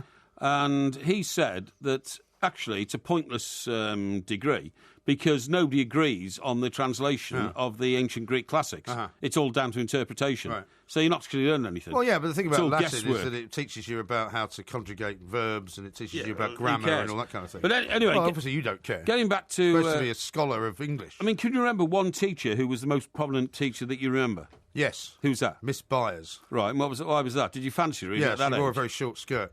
And how old were you? I was about 12. This is outrageous. Why? She was my history teacher. So even at 12, you had sort of... 12? I mean, that's when boys start to notice girls, isn't it? Good God. And you were staring at this woman's legs as she was walking up and down the corridors she in taught school. in an all-boys school. Yeah. She was one of the few female teachers there. Yeah. And she was only about 25 or 26. I mean, she wasn't very old. So you had Rogerisation aspirations even at that Everybody age? did. My- Everyone did. My God, There was not a lot of everybody pens admits to There it. was a lot of pens being dropped, is all I can tell you in the first year class that I was in. How smutty. Well, just that's why you asked me how I remember. You mean boys would drop pens so they could crouch down and look up the teacher's skirt? That was the apparent plan. Oh, my God, I can't believe you've said that. Why? That's outrageous. I didn't particularly get involved in that. We but had a lot of people did. But she wore miniskirts every day to school. And she sat on a desk in front of a class of 35 boys who were 12. Well, I'll tell you what we once had. We once had a French teacher, female French teacher, who came over on, work experience for about 6 months. And she was so young, she literally ended up going out with one of the sixth formers. It was a big scandal. That's illegal, isn't it? Well, you get taken to court for that. Now. Well, I think he was 17 or 18, and she was about 22 well, it's still or something not like something that. you should do. Well, not something you should do. I agree. Yeah. We yeah. also had a fascinating French teacher who, only because of his name, he was an older guy who was no good at sort of disciplining anybody. Because I mean, quite rowdy, even though it was quite a good school. Sure. Called Mr. Handyside. Handyside, which was a great name. And then the other one I remember is this guy who went mad, who was called Mr. Coles. Mr. Coles, who actually once got me up against the wall. Oh, yeah. And scratched my throat. Good God. This was when I was about 15. Because you were I was taking always a bit mickey out of mouthy, it. yeah. I see, and I said something untoward, and the next thing I knew, he'd grabbed me by my throat, pinned me up against the wall. Yeah. And my parents, when I got home, my dad was like, "What's happened to your throat?" Yeah. And I told him the story. I wasn't particularly bothered. Yeah. But they went in and complained, and he got fired. I'm surprised your dad didn't go around with the golf club and sort him out. That was an impressive story. Tell me about your father threatening people with golf clubs. Yeah. It's well, very he good. could always look after himself, my old man. Yeah, exactly. You know. I tell you what. So it's quite an interesting childhood I had. Right, we had a physics teacher, right? Yeah. Called Spid. Spid. Spider, and he's got all the spit. Spider. Yeah, no, he was so old, right? He was so old Yeah. and bent. You won't believe this. He'd been a fighter pilot, Right. in the First World War. He flew Well, against Baron von Richthofen. Yes, he flew biplanes. He flew biplanes. Honest to God. And he used to tell us these stories of daring do and all that, you know. So you work out how old he must have been. Yeah, he must have been ancient. He was teaching in the mid-60s. Yeah. Right. So that would be. So he must have been 70 odd then. He was, yeah. He know. was. He was very Because, old. I mean, he could have been flying, I suppose, when he was 16. I mean, he was geriatric. He's lost They must his have been marbles. born in like the late 1890s. I don't know, but he was amazing. Yeah. Fantastic. Yeah. Now, what you don't know, and I haven't told you yet, is that there's yet another big basketball game on. The playoffs are on again tonight. Yeah. It's the Golden State Warriors against the Oklahoma City Okay. Thunder. And Oklahoma are winning by quite some margin, 30-19 already. How much do these guys in the get first paid, quarter. by the way? Fortune. Absolute fortune. Some of the highest paid sportsmen in the world. Yeah, the ones that are right at the top are. Well, but all how the mu- ones playing right here. No, There's how only much- 5 of them on the court for each team. How much do the journeymen Well, get? if a journeyman in the NBA will probably still be on several million a year. And where does the money come from? Well, it comes from TV rights. I mean, it's all over the TV. Everybody in America right now is watching this game. When I was at the airport flying out Kennedy, I was watching the last game of this, which was game 3. Yeah. This is now game 4. Yeah. Everyone watches it. Yeah. It's massive. Everything we've said, everything we've done, every check we've saved, every hand we've won, we put it all on a place in the sun. Every scheme we've set. Another Southampton band. Who's that? This is the men they couldn't hang. Oh, yeah. By the like way, this one. I'd like to say to the I quite people like of this one. Southampton that, you know, you are good people. Oh, now you want to backtrack? Oh, no. But, you know, I'm just, I think it's a disgraceful just attack. giving an analysis of the history of the respective cities, that's all. Yeah. How about this from Phil in Hertfordshire? Porky. Yes. He says, I had a number of teachers, professors, sports coaches who provided intellectual guidance, which crossed over into something more akin to mentoring. However, I was in attendance at the sort of institutions where such individuals are employed. Yes. The guy teaching you to fix a toaster at your polytechnic probably wasn't minded to impart such knowledge and was more likely focused on reminding you to turn the power off and to try not to dribble too much while concentrating. Yeah. I don't know what he means by that. I don't either, but never mind. We had a French teacher called Ian Mellor, right? Same name as a man who went on to play football for Liverpool a few years later. But Ian Mellor? Yeah, same. Yeah, Ian Mellor. Oh, you weren't talking about David Mellor? No, Ian Mellor. So this guy, Ian Mellor, was amazing because he turned up on day one, big tall guy with curly hair, and he turned up in a battered old van. Right. And this was his statement, because Ian Mellor was a lad from Oldham. Uh-huh. You know, Oldham. Oldham. Well, do you remember that guy who worked for the Daily Star, who was known as Biffo? Biffo. Big, ignorant, fat something from Oldham. and that's why he's known as Biffo. So anyway, He didn't mind it either, did he? No, he didn't mind it at all. So Email come from Oldham, and it was, right, Oldham, lad, I'm from Oldham. You got anything, a problem with that? You know, that's where I'm from. And the reason he turned up in the battered old van is it was his statement. This man was a die-in-the-wool socialist, right, but he'd gone to Oxford University or Cambridge University, got himself a very good degree in modern languages, and then entered the world of teaching. Yes. And really didn't want to teach at a school like the King's School Chester. He wanted to teach at an inner-city comprehensive. Right. But the money was better at the King's School Chester. So he belied all his socialist principles and took the shilling and wore a black cloak and all that kind of stuff. Well, However... I mean, in intellectual kind of terms, that's all right, then. That's allowed, isn't it? Yeah, but his statement was to turn up in this battered old van every day, to park it alongside the Volvo Estates, which was the most popular car at the time amongst the sort of middle-class elite, you know, and Jaguars valuers and all that kind of stuff, which all the other teachers drove, you know what I mean? Yes. And so one day, the thing is, if Oldham lost on a Saturday, we used to get extra homework on the Monday. Yeah. Because he was, like to prove to us how much of an Oldham boy he was. So he was always in a bad mood. Dying the wall and all that kind of stuff. So anyway, one time, Everton got drawn against Oldham in some cup competition, something like that. And he said, right, lad, what are we going to do about this, And I think we were 16 at the time. We'd just taken our O-levels. So we're like 2 years towards A-levels, you know. And I said, well, it'd be great. So his offer was, I'll provide the transport if you will provide the beer. Because there were 2 or 3 Everton fans in the class, you know what I mean? So to go to the game? Yeah, go to the game, yeah. So he was encouraging you to drink underage? Well, this is the point. This is the whole idea. Anyway, first of all, we're very worried the van would even make it, Right. 4 of us sitting in the back of this Morris Minor van. Or No, it was a Morris Minor. Morris okay. Minor van, And secondly, when I mentioned this to, my parents, they were utterly horrified that this teacher was going to, and they rang the other parents and all that, and in the end, it caused terrible scandal and all that. I'm not surprised. But in fact, he was only being friendly and chummy to, Trying to do a bit of bonding. Yeah, and the thing is, he wasn't going to take us into public houses to break the law. He was saying, right, put a crate of beer in the back, lads can have a beer on the way there, I'll drive, we'll all go to the game. Can you imagine that happening now? I mean, the difference now in schools, and I see it obviously because my 2 younger boys are still at school. Yeah. For example, the youngest one who's got hay fever troubles, he's got these drops that he's been given by the doctor.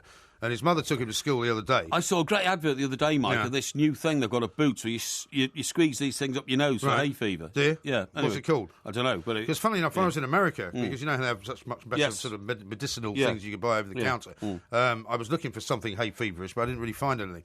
But basically, we've got a guest, haven't we, to talk to? I've just been reminded. Yeah, right. Okay. Alec Lee's here. Alec, we'll talk to him about. We should talk to him about wine. Okay, that's great. We'll get back to the other let's get on with later. it, yeah. Alec, a very good morning to you. Completely forgot you were there. Not a problem at all. Thanks for having me. Thank you very much for waiting. Alec, thank you very much. Luckily for you, you're sitting there probably with a glass of artificial wine in your hand, aren't you? Absolutely. Yeah, so great. So sorry about all that rambling about schools and hay fever and all the rest of it. Now, your story was first given to me, brought to my attention by my colleague here, Mr. Parry, who'd read that you've got this sort of fail-safe method of basically making artificial wine, or I call it artificial wine, which has nothing to do with grapes. Fail-safe is a little bit generous right now. We're still working on it, but hopefully in the future it'll be there. So what have you got at the moment exactly? Well, we're working on a Moscato d'Asti, and we're also working on our champagne, our Dom Perignon that we're trying to clone right now. Right. Okay, now you must explain the basic principle of this to me, please. If we're turning water into wine, what ingredients do you put into the water to turn it into wine, please, and where do you get them from? That might be a secret. Well, if it is, sure, Alec will tell us. All right, so this is essentially how it looks. We take a wine, any given wine, we analyze its molecular profile, sort of create a short list of all the key components, and then we source each of those individually to add them back together. So we take water as our base, then we add the sugars if it's a sweeter wine. We add the ethanol from various, we're exploring the sources of the ethanol right now. We add the acids, we add the flavor components, and then it all comes together into this final package that is hopefully indistinguishable from the original. I see, but it does not involve any grapes. It doesn't involve people treading on grapes, red or green. Correct. There are no grapes. There's no fermentation. Wow. We can literally take all of those components, none of which is wine or grapes, and in about 15 minutes have something that is recognizable as a wine. Wow, this is a world revolution. Alec, this is a world revolution. If you can create wine from basically just putting ingredients from water, together really. From water, this is going to conquer the world, isn't it? I certainly hope so. Yeah, and how far and how advanced is your project, and what response are you getting from the wine-drinking world?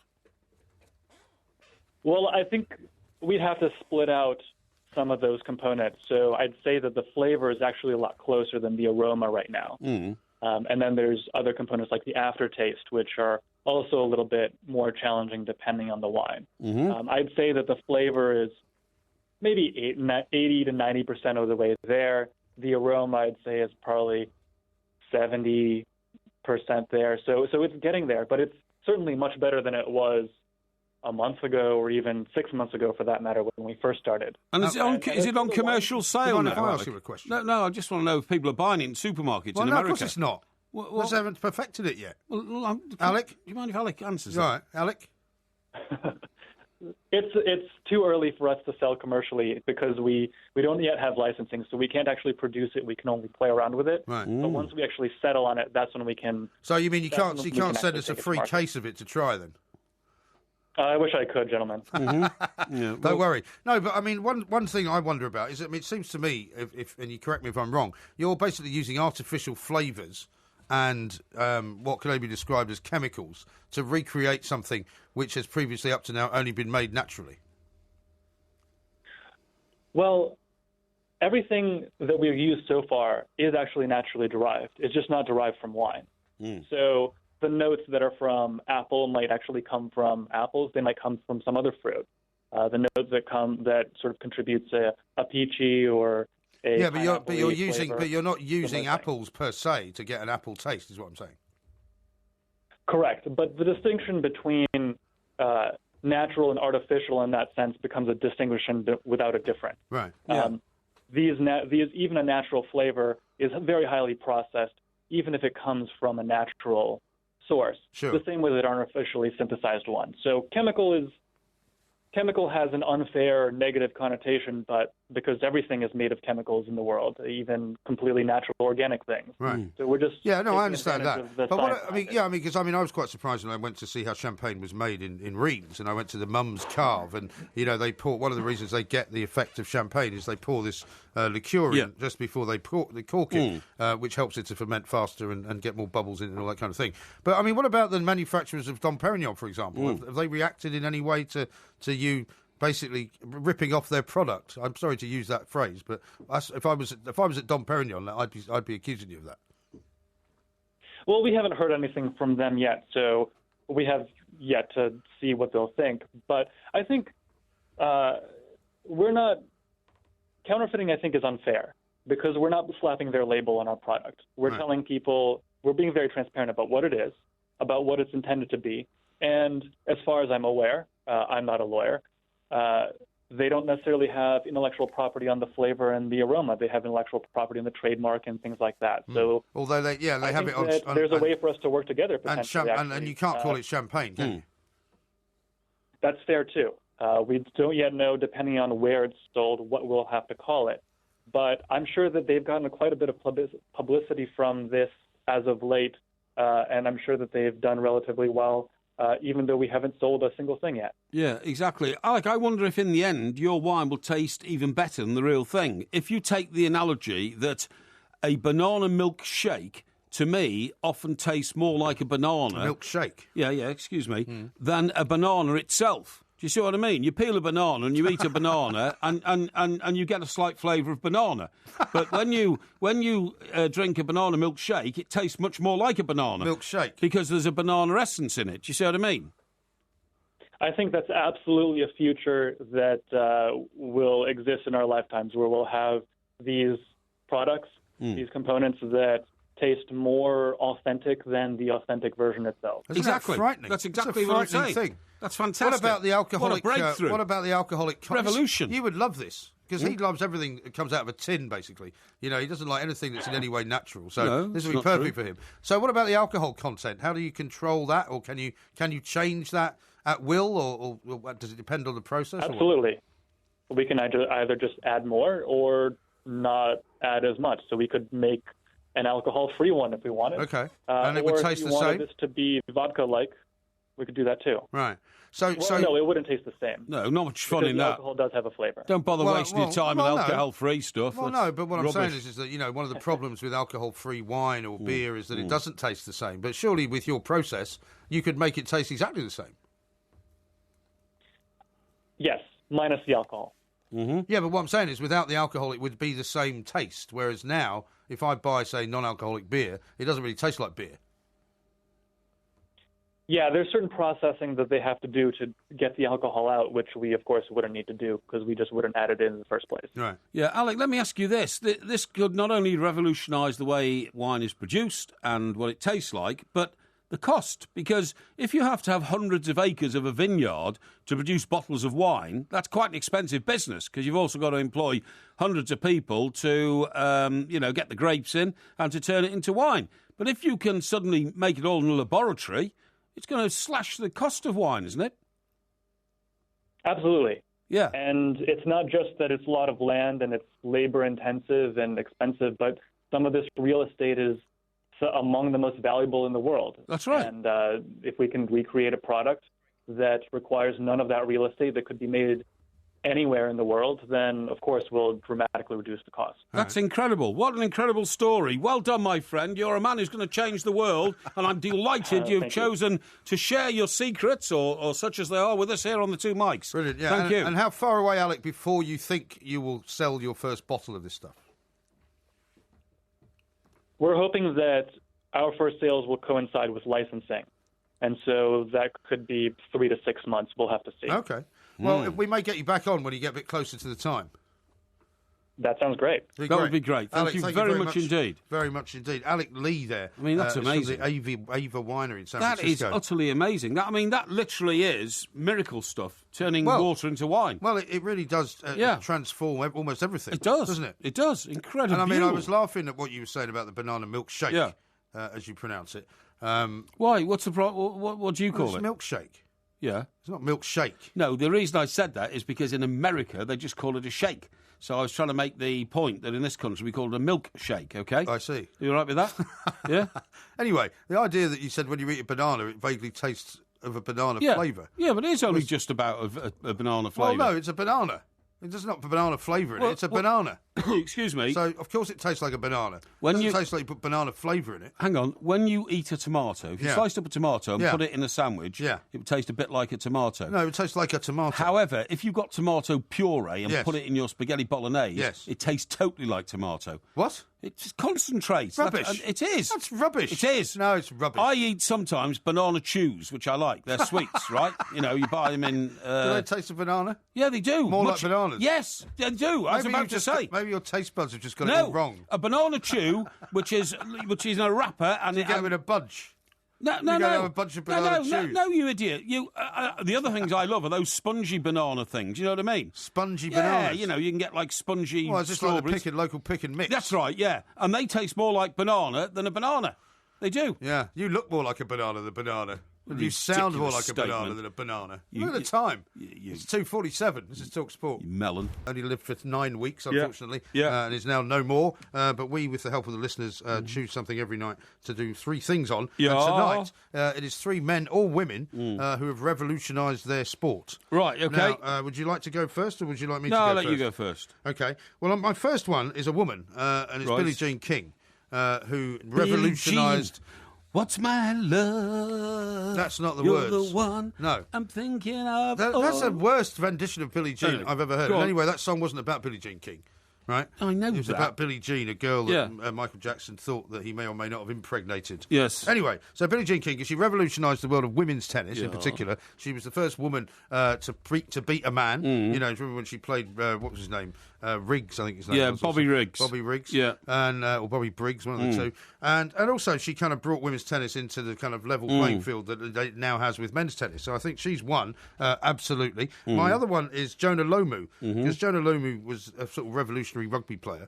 And he brought sort of, you know, incredible power and fitness and you know, the real sort of, you know, rock hardness that you now see of these professional rugby union players. Yes. And my third one is Jean-Marc Bosman. Oh, yeah. The guy who basically changed the way that football transfers work. Yes, that's right. And ever since then, that in the football business has really changed an awful lot and revolutionised the way that players can move around, not only within clubs, but within countries as well. Yes, okay. So those are my 3. Okay, not bad. Mine are more famous and more obvious, okay? Okay. My first one is George Best. Okay. He revolutionised football because he turned footballers into pop stars for the first time. He also upped the ante for footballers' wages. Yes. Because all of a sudden, footballers endorsing products, it was found out in the commercial world, was a very successful way of selling things. And he opened the door to hundreds of footballers afterwards. I mean, when you think about all these people, there's quite a lot of them, really, aren't there? Absolutely. Why did the first Jaguar Marie type that Jaguar ever gave away wasn't to the Dave Clark 5, who used them in an advert in a car park for the record bits and pieces and all that. They gave it to George Best because they knew it was more commercially sensible. The second one is Steve Davis. And Steve Davis arrived on the scene just as Colotelli did. And because he was so good at what he did, and but by great irony, he was rather colourless. He was rather colourless himself, but in fact very clever. He also had Barry Hearn as a manager, but he literally turned snooker from a smoky, old man's billiard hall type pursuit into a worldwide game that everybody loved. That everybody wanted to watch on television. And I think the height of the popularity was when 18 million people watched the final between him and the Irish boy. I'm talking about Higgins? No, the guy with the big glasses. The guy with the big glasses. O'Connor. No. He beat him on the black in the 1918 finish in the World Snooker Final. And he came from Coal Island in Northern Ireland. I know the guy. I can see his face. Yeah, I can as well, but I just can't remember his name. But anyway, so George Best, Steve Davis, and the third one to change his sport and profession, without a shadow of a doubt, was Tiger Woods. Yes. Because Tiger Woods opened up golf to everybody. Yeah. Everybody. He was the first sort of massive superstar of the game, really, wasn't he? And do you remember that advert that, I think it was a Nike one, a few years after he came onto the scene? Yeah. And it just showed 16 kids all over the world swinging a club, and the voice caption over it was, I'm Tiger Woods. I'm Tiger Woods. I'm Tiger Woods. I'm Tiger Woods. I'm Tiger Woods. Yeah. And they showed, kids in China, Australia, the deep south of America, Scandinavia. Everybody wanted to be Tiger Woods. Yeah. Yeah? I think those are very good three. Thank I you think very altogether, much. six, Yes. all those six are quite interesting. Actually. Yeah, yours were quite interesting, but I hadn't heard of the second one. What, Ayrton Senna? No, the third one. Well, Jonah Lomu. Jonah Lomu, I knew about. Bosman. Who was the first one? You mean Bosman? Bosman, yeah, Bosman. Yeah, You they haven't were heard of quite interesting. Bosman? Well, Bosman was... You never heard of the Bosman ruling? Bosman ruling was good, yeah, that's okay, yeah. So which one hadn't you heard of? Well, Jonah Lomu was a great guy, but he's more famous for dying of kidney failure than being a rugby player, unfortunately. No, because at the time when the All Blacks were playing and he was inside, that revolutionised rugby union. Unfortunately, his career wasn't long enough. Sadly, because of illness, his career wasn't long enough. Neither was George Best, but that didn't stop you putting it George Best... Anyway, why turn it into an argument? George Best had a great career. Adam says this, that was the first guest Porky's ever actually been interested in. Because it was about wine. Yeah, that's right, yeah, free wine. Thing. Free wine. This is Talk Sport. Bring me a bottle of water. Maybe the same old fears, what have we here? Don't bring me down with you. Now I'm just chasing time with 1,000 dreams I'm holding. There's a Grammy Award-winning singer from Southampton, this one. Oh, yeah, who's that? Foxes, I think is the name of the band. What? Foxes, I think is the name of the band. Is that an all-girl band? I don't know. Ooh. I don't know. I'm not selecting the tunes. Right, but okay. It's a girl singing, certainly. Yeah. Now, Mike says this, and I tend to concur. Amazing, that wine story. He says, no way will the wine industry allow that. They will pay that man off big time. Well, they may well do. Yeah, but as I was saying earlier, it's a bit like the the stories which may or may not be apocryphal about the people that supposedly invented ways of running an electric or a motor on water or hydrogen instead of on petrol. And supposedly all the oil companies bought it up. That's right, and would never let it out, and have locked up the formula in a safe somewhere in San Diego. Yeah, but I agree to a certain extent, except for the fact that if one scientist has managed to break down the molecular components of a glass of wine, and then just go out and get all the ingredients and put it back together again with water. Yeah. If one scientist can find out how to do it, then another scientist will be able to find out how to do it. And also the patent people may have a view, and I suppose the Food and Drug Administration may have a view, whether you can... I mean, technically, you could probably artificially create all sorts of things. Yeah, I'm sure you could, And I get his point where he said that, lots of things that you think are not artificial are artificial. Yes. Because they do put different flavours and things in things. Like my banana chews. Well, like your banana chews. In fact, a couple of people agreeing with you here. Nick says, totally agree, Mr. Porky. Bananas suck, shakes rock. Yeah. Good work. Yeah, exactly. Matt, on the other hand, says the banana sweets Porky is on about are called foam bananas, and the chocolate-covered ones are the best ones. Yeah, that's right. Yeah, well, I kind of agree with all that, yeah. And Paul says a milkshake tastes more like banana because there's loads of bananas purified instead of eating one. Yeah. Hashtag you numpty. Yeah, well, exactly. Well, that's the same sort of thing. Adam says, Porky, you seem rather excited about this revelation for someone who cut out drinking yesterday. You are supposed to be giving up wine, don't you? Well, I largely have. I haven't had a glass of wine now for over a week. So, you know... That's, well, yeah, I know, but so why... yeah. I mean, this won't affect you then. Well- Artificial wine you will not be able to drink. Well, that would be another thing, to find out whether the effect it had on your body was the same as the pure alcohol you get out of grapes and all that. I wonder whether it would be easier on you wonder whether the human you system. wonder whether they're able to make brandy or whiskey or gin or anything. Yeah, absolutely. So Porky says, Thomas, here's a question. Does apple juice taste more like an apple or does an apple taste more like apple juice? No, apple juice tastes more like an apple. To me. Hey? To me, apple juice tastes more like an apple. But it tastes sweeter than most apples, doesn't it? Yeah, it does. But that's probably because it's concentrate. Do you like apple juice? I quite like apple juice. I find I can only drink so much of it before I find it rather sickly and syrupy. You know what I mean? I agree with that. Yeah. Now, how about this question from Josh, who says, will Porky be at Goodison Park backing Tony Bellew? Good chance to finally see something being won there. Yeah, with a ha. I've seen that note. Well, I'm sorry, but that's a mischievous note. I won't be at Goodison Park, but I certainly...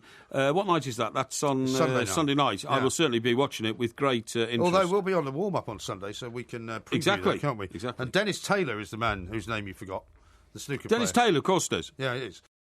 On DAB Digital Radio and 1089 and 1053 AM. A terrific performance. Turn of pace and eye for goal. Shout about it.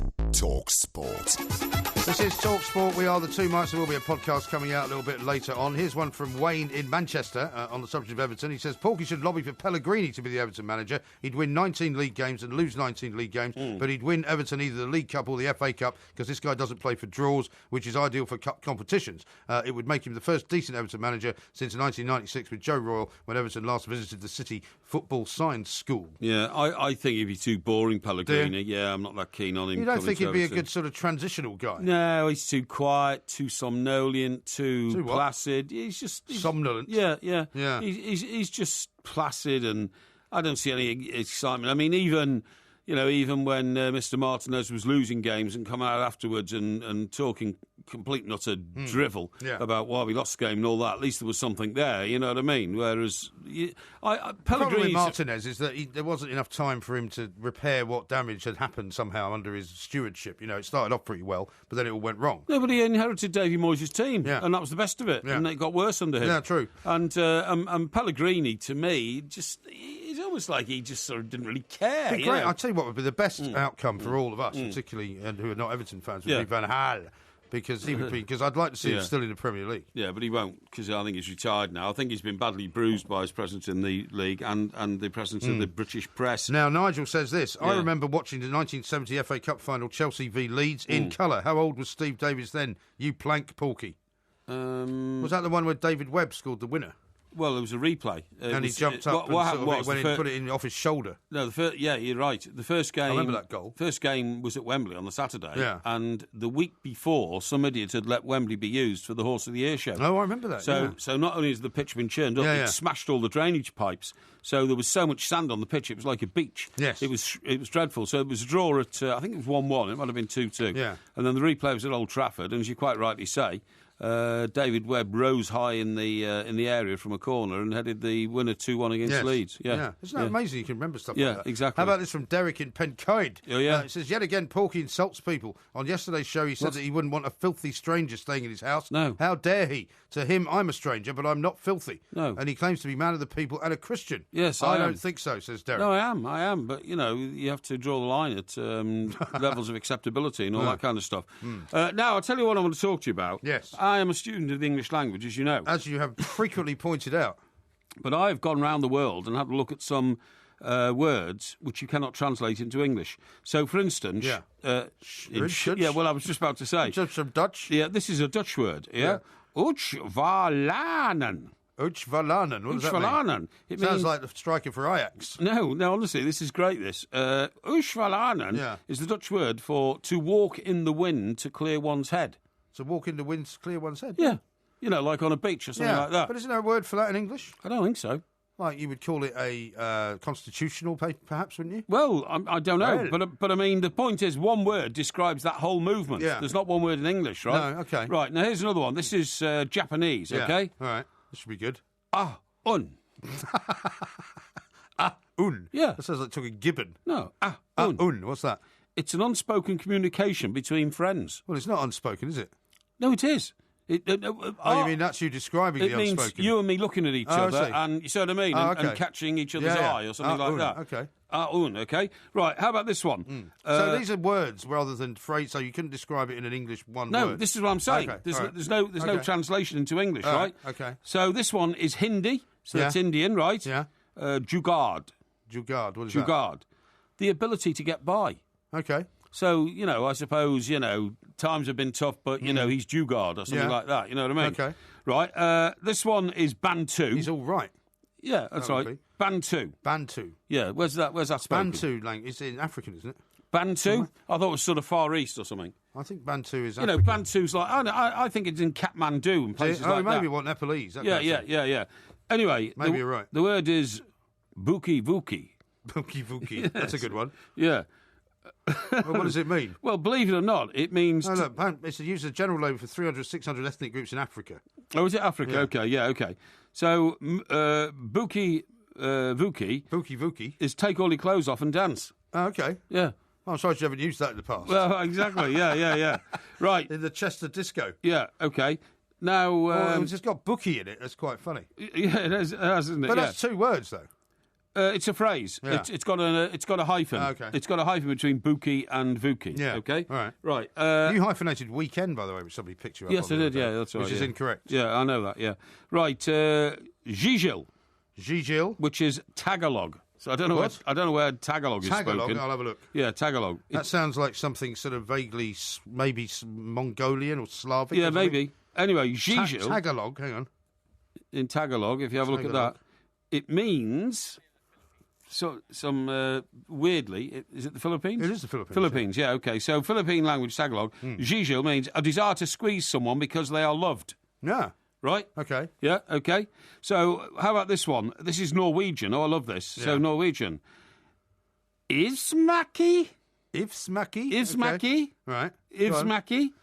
It means to eat small pieces of food when nobody is watching, especially when you're in the kitchen and somebody's cooking. Oh, yes. So it's nicking... Yeah, nicking bits. I always get told off for that. Exactly, yeah. So Grated cheese, that's I right. go for quite a lot. Yeah. Now, Inuit, which, of course... Inuit, yes. Used to be called... well, Inuit is the language of the Inuit people, I guess. Yeah, Eskimos. It used to be called Eskimo. Yeah. They've got a word called Iktsuarprok. No, sorry, Iktsuarpok. Okay. Iktsuarpok. Yeah. Iktsuarpok means the anticipation felt when waiting for someone to arrive. Ah, yes. Right? Well, you often have that when you're waiting for me, presumably. No, I often have that when I'm waiting for the Domino pizza guy to arrive at my pizza? door. I didn't realise you got Domino pizza deliveries. Yeah, I do, yeah. What's your favourite, ham and pineapple? Ham, pineapple and mushroom. Ham, pineapple and mushroom? Yes, all the same. Okay. Any particular crust? Well, the problem is Domino's don't do... no, hang on. Which one doesn't do pineapple? Is it Pizza Express? I've no idea. Pizza Express don't do pineapple. Pizza Express don't deliver either. No, you can pick them up, though. Well, you can, yeah. Place in Banstead, I go and pick them up 2 at a time. Do you? Freeze one of them and eat the And what other. do you get from there, then, if you can't get pineapple? Ham and mushroom. I used to get American hot. Yeah? American hot. Doesn't sound good. Well, it's got jalapenos I know. and I pepperoni. don't like hams. You know you can buy Pizza Express pizzas in the supermarket, don't you? No, I didn't know that. No. Yeah, you can. Can you? Go in the pizza section. Yeah, it's never the same from a supermarket. You've got to have it freshly cooked, in my view. Well, possibly. Anyway, well, here... it depends on whether you're able to drive and get it. Now, it's just 2 more of these. Okay. Right, in Thai... In Thai, yes. Kreng Yai. Doesn't sound like Thai to me. It's Thai language, Kreng Yai. Kreng Yai, okay. The wish not to trouble someone with a burden. Okay. Okay, you got that? And then 2 more, sorry. Here's a Japanese word. Saojaku. Saojaku, okay. Saojaku. It means serenity in the midst of chaos. Yeah, that'd be a around good here. description of me. No. Serenity in the midst of chaos. We could do it. And here's the last one. Yeah. And this is Spanish. Uh-huh. Right? Yeah. Sobremesa. Sobremesa. Sobremesa. That sounds more Italian. Actually, it should be. There should be a more accent on the E. It should be sobremesa. Okay. Sobremesa. Uh-huh. When food is gone, but conversation still flows. Yeah. Amazing. You see, it's great, isn't it? Because they have so much of their culture based around food and eating. Yeah. Because it's not like us where you sit down and shove a load of food in So your mouth and somebody move on. comes in and says, right, what's happening now? Are we all ready? Yeah. No, it's sobremesa. Yeah. So that means we finished the dinner, but we're sitting around Well, chatting. we're still sitting around chatting. Yeah. Yeah, you would hate that. Yeah, I probably You would. don't like actually. that because you don't like sitting around. No, I generally would. not doing. But anything, isn't that amazing? It is amazing. See, all these amazing words I found from around the world. Well done. Yeah, what you I should do think is so. try and put them all into a sentence. No, you couldn't do that. Couldn't do that. It'd be too complicated. All right. Now, Yes. very exciting in the Golden State Warriors game. It's 72 to 53. Nobody cares. In favour of the Oklahoma City Thunder, who at half time could, if they carry on like this, they'll go 3-1 up. How long is each half? How long? Well, they play quarters, right? So they play. So 15 how long minute is quarters. each quarter? Well, it's 15 minutes, but it's like football in NFL football, where they have little stoppages. So it's not. So technically, the game goes for more than an hour. How many quarters? 4 quarters? How many quarters do you think? Eh? How many quarters do you think? Oh, I see what 3? you mean, yeah, okay, yeah. This is Talk Sport. This is Talk Sport. We are the two mics. Ask Porky coming up very shortly. We have, as I say, been inundated this week with lots of questions, Mr. Parry. Yep. So if you want to get any in, they'll have to be very good indeed at this particular late stage. Sharky has tweeted, surely this synthetic wine is basically a form of counterfeiting, which is an interesting question. Is it? Because, I mean, what he's saying, this guy, is that basically the flavour is not copyrighted. Yep. The taste is not really copyrighted. Presumably the consistency is. It's just really the name. Yeah, but it's being manufactured by a scientific process. Yeah. So that's not counterfeiting.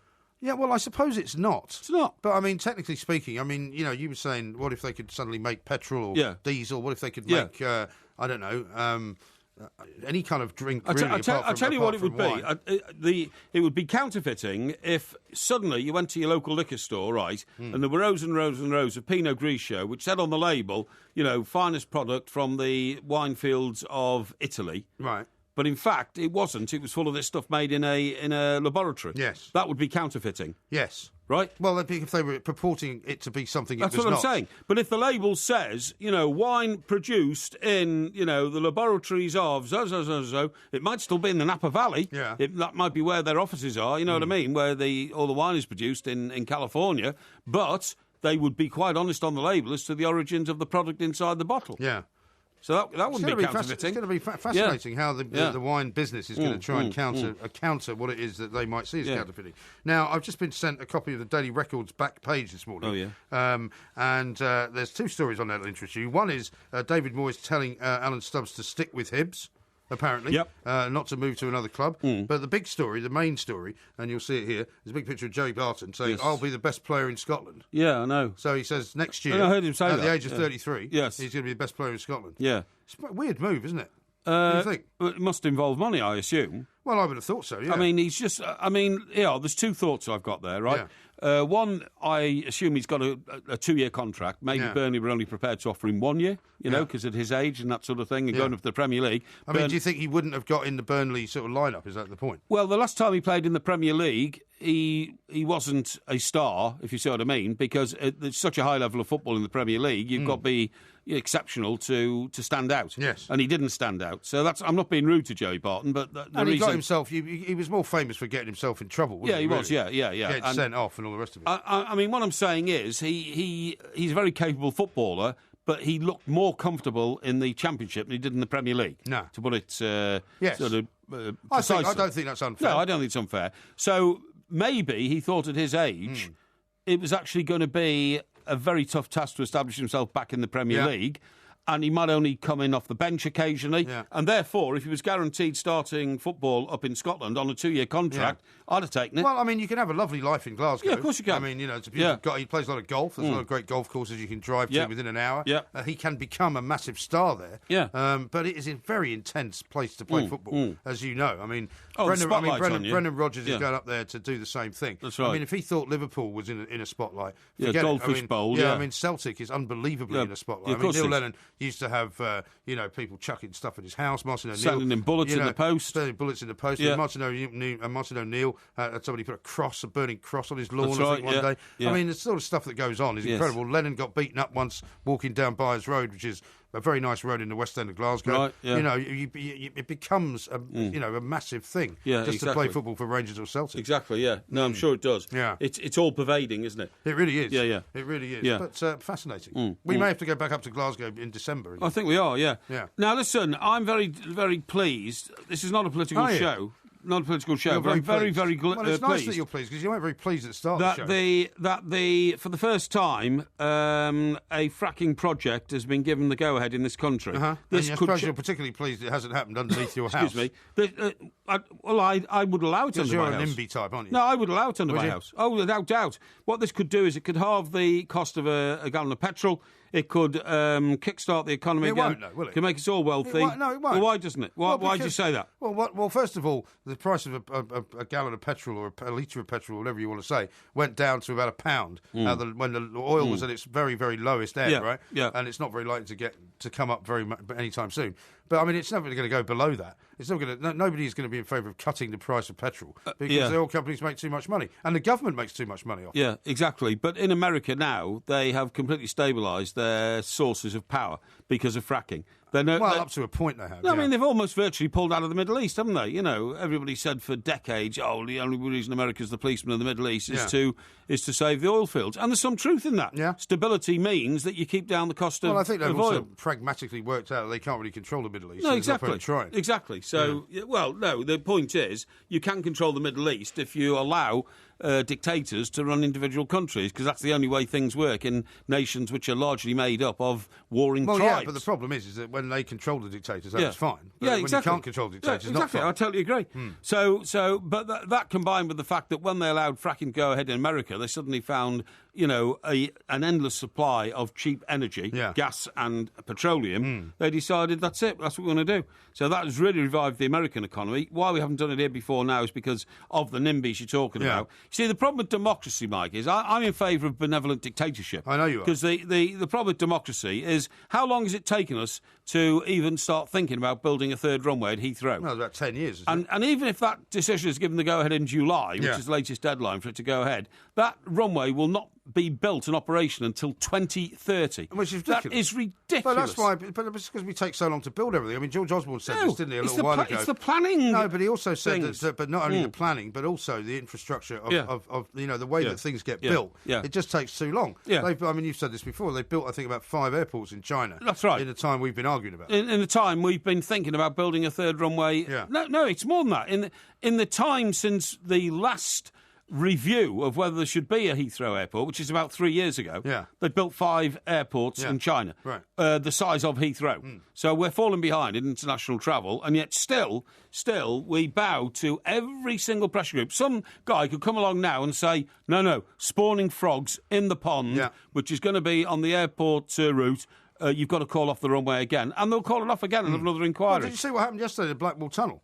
You know, this crane, this crane, which is one of those mobile crane lorries, great big thing, huge, was driving through. And they drive on the other side, don't they? I think some of them. I think some of them wheel do. is on the on the left. Anyway, this thing, there's CCTV footage of it driving through the Blackwall Tunnel very early this morning, so between 6 and 7. Right. And there's all this gunge coming out of it from underneath it. Right. And it was some kind of hydraulic fluid, apparently. Which was leaking out of it. Which is needed for the component parts of the crane. For that, but it was apparently toxic and dangerous and all the rest of it. So they shut the Blackwall Tunnel down at 7 o'clock this morning or thereabouts. People were sitting on the A2 for 6 hours, sometimes 7 hours. Yeah. People had just come back from the school run. Because there was nowhere to go. Because nobody told them what was happening. No. They didn't say, we're going to clear the road, and it's still shut now. They're hoping to open it up in time for the rush hour this morning. People are still sitting in these traffic jams. No, there is nowhere to go. If you get to the Blackwall Tunnel and then it's closed, there is nowhere to go. Well, finally, what they've done is they've opened up the one sort of sleeve of it, if you like, which is the southbound bit. I see. So they've now had to make that two-way. Yeah, so they eventually got cars moving. Yeah. But they didn't do that straight away. But what they did was, and I may be wrong because I don't know much about the way that roads toxic fuel. Well, also roads work. Yeah. They stripped the tarmac inside the Blackwall Tunnel and relaid it all. Like that. They couldn't clean it. Apparently, they had to strip all the tarmac out and put new tarmac road building down. machines were brought in. That's what they did. Well, how did they get in? If all the traffic from the other end. Oh yeah, of course. Yeah. It's got 2 ends of tunnel. I thought you did urban estate management. I did. Well, then you don't know tunnel's got an end and a beginning. Yeah, but if you've got the traffic not entering the tunnel from both ends, then you've got a logjam. Yeah. So what they must have done is they must have allowed the traffic through until the road building equipment had got in. Well, no. What they did was they stopped the cars from going into the tunnel on the south side. Yeah. And then they brought the road building equipment in from the north side. Yeah, right, yeah. That's what they did. Yeah. It's not difficult.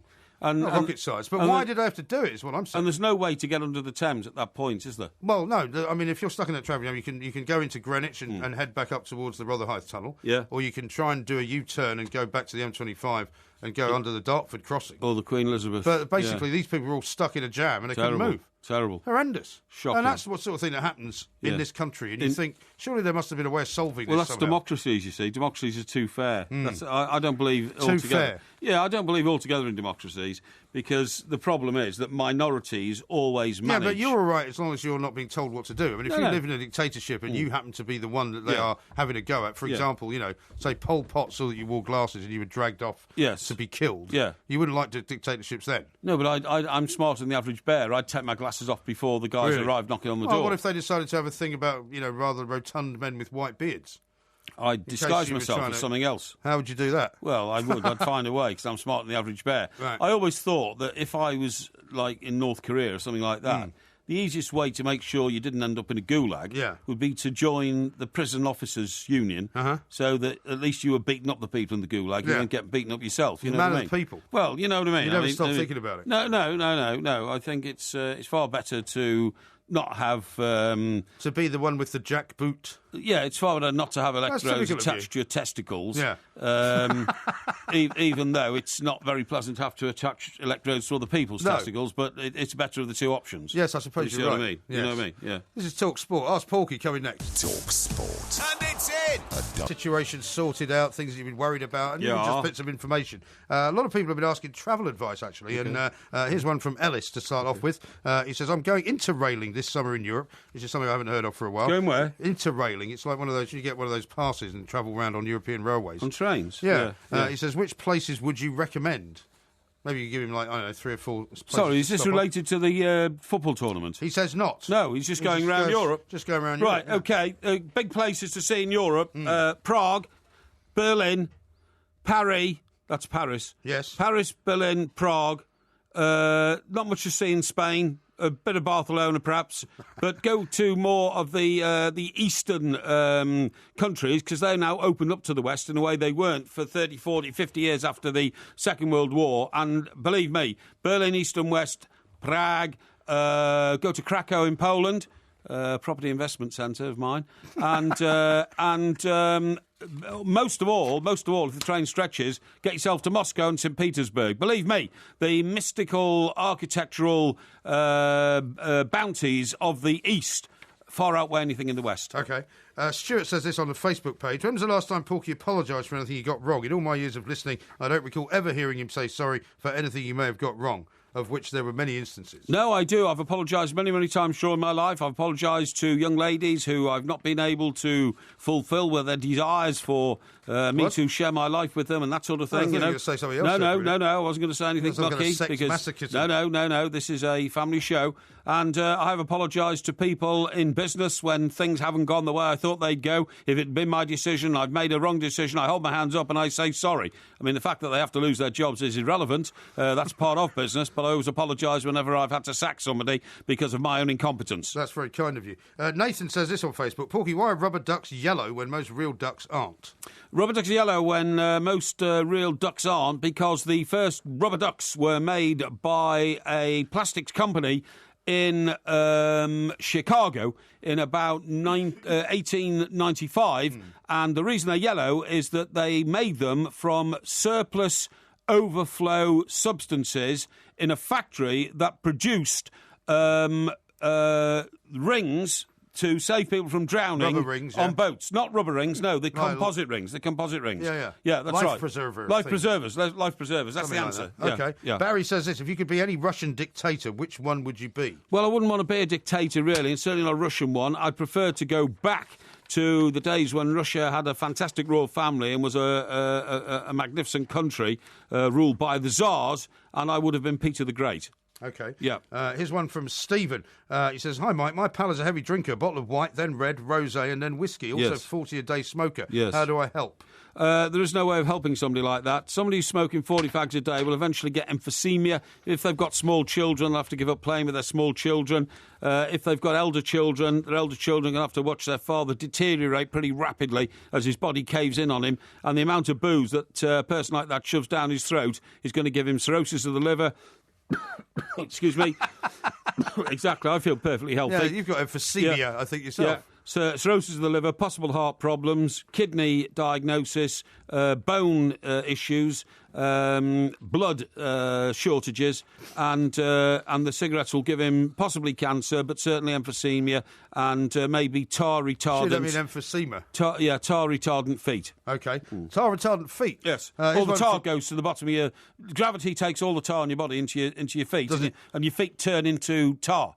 Yeah. Okay. Cliffy says this: "Finally, my baby has arrived after several Ask Porkies over the last few months, but one final question. When is an acceptable time to go and wet the baby's head?" Well, I think you should be doing that as the baby's born, shouldn't you? I think Because so. your wife is having your baby, you're across the road in the pub, maybe with a mate of yours to keep you... Well, the problem is they release the sort of, new mothers much quicker now, so you don't get the time to do it. You're out after a day, aren't you? Sometimes the same day. Same day. Yeah. Well, there you go. So I'd lap it up as soon as you possibly can. In fact, really, what I think you should do is, once your wife goes into labour, that's the start of of wetting the baby's head procedure, because you're settling your nerves while your wife is going through, the biggest experience of her life. So I would say you should start even before your baby's born. Very possibly so. Yeah. Nathan says, "Porky, are zebras black and white stripes, or are they white with black stripes?" Zebras are designed the way they are through the emergence of... animals in forests, okay? Animals in forests. Yeah, zebras were never as strong as horses, so horses used to attack zebras because... They look a bit like horses, though, don't they? Yeah, they do, but they're little. They're little. So what the zebras did over a period of time, much the same way as ducks developed webbed feet to try and help them get through water, then zebras developed the stripes because the stripes hid them from predators in the forest. That's why they are like they are today. In the forest? In the forest, yeah. Right. So Ian says this: "I'm interviewing for a job and they asked me to come and do a presentation. Yes. Do you have any advice for doing a good presentation?" Well, it depends on the job, really, but the key components of a good presentation are A, know your subject, B, be confident, C, talk at the people you're interviewing by looking them in the eye when you're giving them cogent facts about what you're talking about, and D, when they ask questions in reply, the most sensible thing to do is not to answer their question, because you probably won't know the answer, but just to give them an answer about something you know something about. They won't then say, "But I asked you," because they'll feel ignorant. Okay. How about this one from Craig, who says, "Evening, Porky, with the playoff final on Sunday, what area of London would you recommend for bladderisation after the match?" Playoff final on Sunday. Who's that involved? I guess that must be League One, maybe. No? League One, yeah. Okay. Could it be Barnsley? Anyway, it doesn't matter who it involves. I'll have a look for you. It takes place at Wembley Stadium, okay? Yes. Now, Wembley is a much improved area. Barnsley-Millwall, yeah. Barnsley-Millwall, that's right, yeah. So Millwall obviously involved, and the area of Millwall, which is East London. Now, Wembley itself is a much improved area to what it was, say, 20 years ago. It's up and coming now. That's redevelopment around the new stadium, obviously. But it's not a place to go bladderising in around a big game at Wembley, because all the bars are packed. East London will be a buzz, because that's Millwall, so you don't really want to be getting down to sort of... where's Millwall territory? It's sort of the Docklands and all that. Bermondsey. Yeah, Bermondsey and all that kind of stuff. Yeah, that's right. You don't want to get down there. If I were you, I would get into what I would call central and north London, which would be great. I mean, some areas like most people, before the new Wembley was built, they used to drink in that big pub at Baker Street, didn't Yes, that's right. They did, yeah. But, I mean, is this guy a fan who's going to the game or not? Yeah, I believe so. Right, if you're going to the game... I don't know whether he's coming from... I presume he's coming from Barnsley, because if he was a Millwall fan, he'd probably know where to go. Well, the Barnsley train comes in to King's Cross Station. If I were you, I would start just outside King's Cross Station, because there are many fine bars on that road there. Tony says this on Facebook: "Hey, Porky, my neighbour has a really annoying tree that gets right on my end. If I chop it down while he's asleep, will he hear it? I need to get rid of it." Well, you see, the problem is you'll have to use a chainsaw, and he'll definitely hear the chainsaw. Now, you might not hear the tree Well, if you falling. use an axe, maybe not. Well, an axe is a long-winded way of getting rid of a tree, and it's very time-consuming. If I were you, I would go down the route of negotiation. I'd knock on his door and say, your tree's bothering me, and then if he's uncooperative, I would then do what is almost certainly the most effective way without getting caught, and that is poison the tree. Knock a hole in its base near the root. I know somebody did that. Yeah, and put poison in it. Yeah. And they'll never work it out. Yeah. Peter says this, I'm getting out of a deadbeat relationship and ready for some full-sex Rogerisation. My friend has asked if I fancy some three-way action with him and his missus. Yes. Should I accept his offer? Well, I personally wouldn't, because I think once you get into three-way relationships, you've got a very complicated emotional situation. Yes. For instance, I've always regarded myself as so attractive that if I went and had a threesome with a mate of mine and his wife, she would automatically fall for me on the basis that I have a superior intellect and a greater knowing technique in the sort of physical department, if you know what I mean. Yeah. So Not like Don Juan. Yeah, that's right. So if you want to cause yourself problems for the future, yes, and if you don't do it. And anyway, look, if you feel confident with your approach to the fairer sex, go and find a woman of your own. Yeah, quite right too. Tex says this, Porky, have you ever been banned from a pub? No, I've never been banned from a pub ever.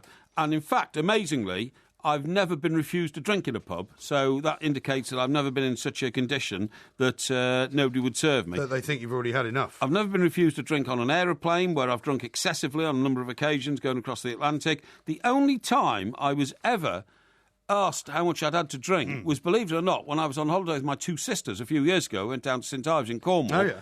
And after a minimal amount of drink, we went to a hamburger bar, which was where they made the hamburgers in front of you, you know, really sort of upmarket one. And then after that, we went for a stroll down the front of St Ives, walked into a bar. We weren't even mildly bladderated. And the woman behind the bar said, I think you might have had too much to drink already.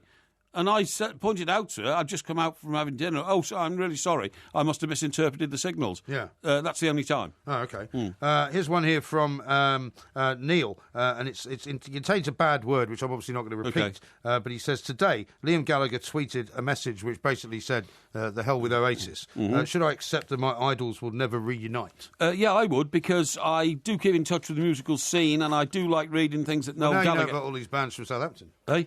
Yeah, I know about all the bands from Southampton. I do keep in touch with things Noel Gallagher says. I think he borders on musical genius, and he was undoubtedly the talent and the inspiration behind Oasis, even though Liam Gallagher was the front man and a very attractive one at that, and a very good singer and a very good image for the band. However, I'm certain that they will never get together again. From the last one I read, Noel Gallagher said something like, dream on, it's never going to happen. And Liam Gallagher, as I understand it, has now announced publicly he's going to form a new band because he's been waiting for 2 years to his brother to offer the olive branch to get Oasis back together. So the answer is no, they won't. Well, I think the end has come for that one. Yeah. Lisa says this, when I go on a 30-minute drive in my car, on getting out, I always find it's half an hour into the future. Based on yesterday's theory, does this mean my Vauxhall Mariva is a time machine? Well, only if it's travelling faster than speed of light. Otherwise, what Not if you're in a queue getting into the Dartford Tunnel. The tunnel. No, exactly. I think what's happening there is that what happens when you get in and out of a car is you are so contained in your own world in a car, listening to your music or your radio, and you're in your own environment with your own thoughts, that when you get out, you do feel you're in a different place, which, of course, you are, because the car's been moving. Yes, indeed. Yes. You are in a different place. Yes, you are in a different Quite place, frankly. yeah. Right, so we have one final one from Ian. And it can also do your on backing Facebook. as well, by the way. Yeah. Porky says, I'm furious. A lady coming into the shop with pram as I was coming out. Pram wheel got stuck. I lifted the pram to help and held the door open. Not a thank you or even any kind of acknowledgement. What should I have done and what should I do in future in similar circumstances? Well, all you can do is rue the bad manners of somebody you try to help. But you've got to understand that, you know, the rules in life are this. You can help anybody you want, any time you want, but you must never expect anything back in return. I've helped hundreds of people during my lifetime, literally hundreds. Hundreds. I've helped dozens of people financially when they've been in trouble, and I've helped scores of people emotionally when they've had a problem.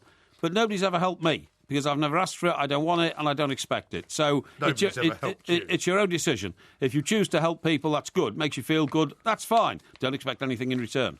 It's a very sad way to look at life, but there we are. That was Ask Porky. That's the way it is. That was Ask Porky. There'll be another session at the same time next week. We didn't get to all of the questions. There were so many of them.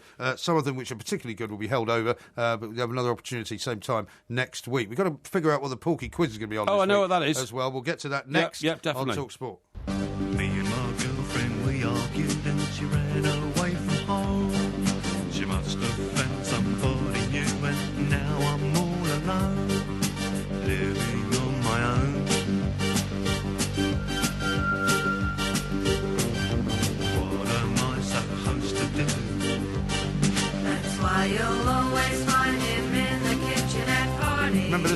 You must remember this song. I do remember it, Jonah Louis. Who? He's from Southampton. Jonah Louis. Oh, really? Yeah, it was quite a nice song, yeah. Quite like that one. Yeah, quite like Yeah. I don't dislike the people of Southampton. I don't dislike Southampton. Yeah. You know, I don't dislike anything about Southampton. But Mr. Koeman, you know, has chosen to stay in Southampton, and I would only say the opportunities in his football career and as an experience to live in a city were better, in my view, if he'd have gone to Liverpool and stayed where he is. Yes.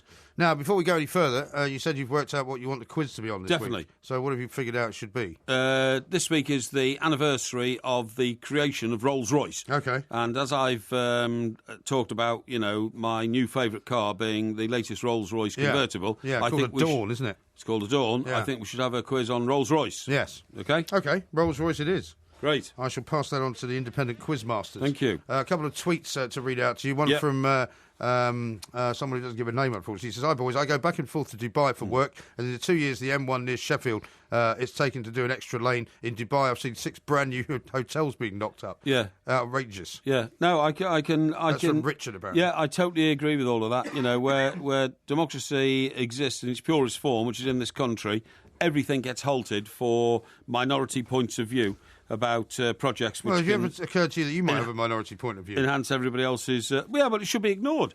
That's the problem. In democracies, minorities always get their say. This is the whole thing which is wrong about this country. It seems to be that even when you have a majority voted for democratically, minorities are put ahead of the majority. So, for instance... I think that's a bit of a black and white statement. It's not. The majority of people in this country who get around do it in cars. So why is the minority, who are cyclists, given huge amounts of public money when they don't contribute 1 penny to the transport costs in this country? They are Welchers, leeches. They are, you know, they take money out of motorists' pockets. It's outrageous. Is that the amount of money that, for example, is put into building roads is very, very sort of substantial, right? And so, you know, when somebody builds a new road or they relay the road, for example, as they're now digging the Blackwall Tunnel, you know, that's all coming from taxpayers' money. Of course it is. You know, and because the cars are the things that actually make the roads wear down, then that's the way it should be. Yeah, but hang on. We know that every city in the country now is spending hundreds of millions of pounds putting in bike lanes that people don't need. True.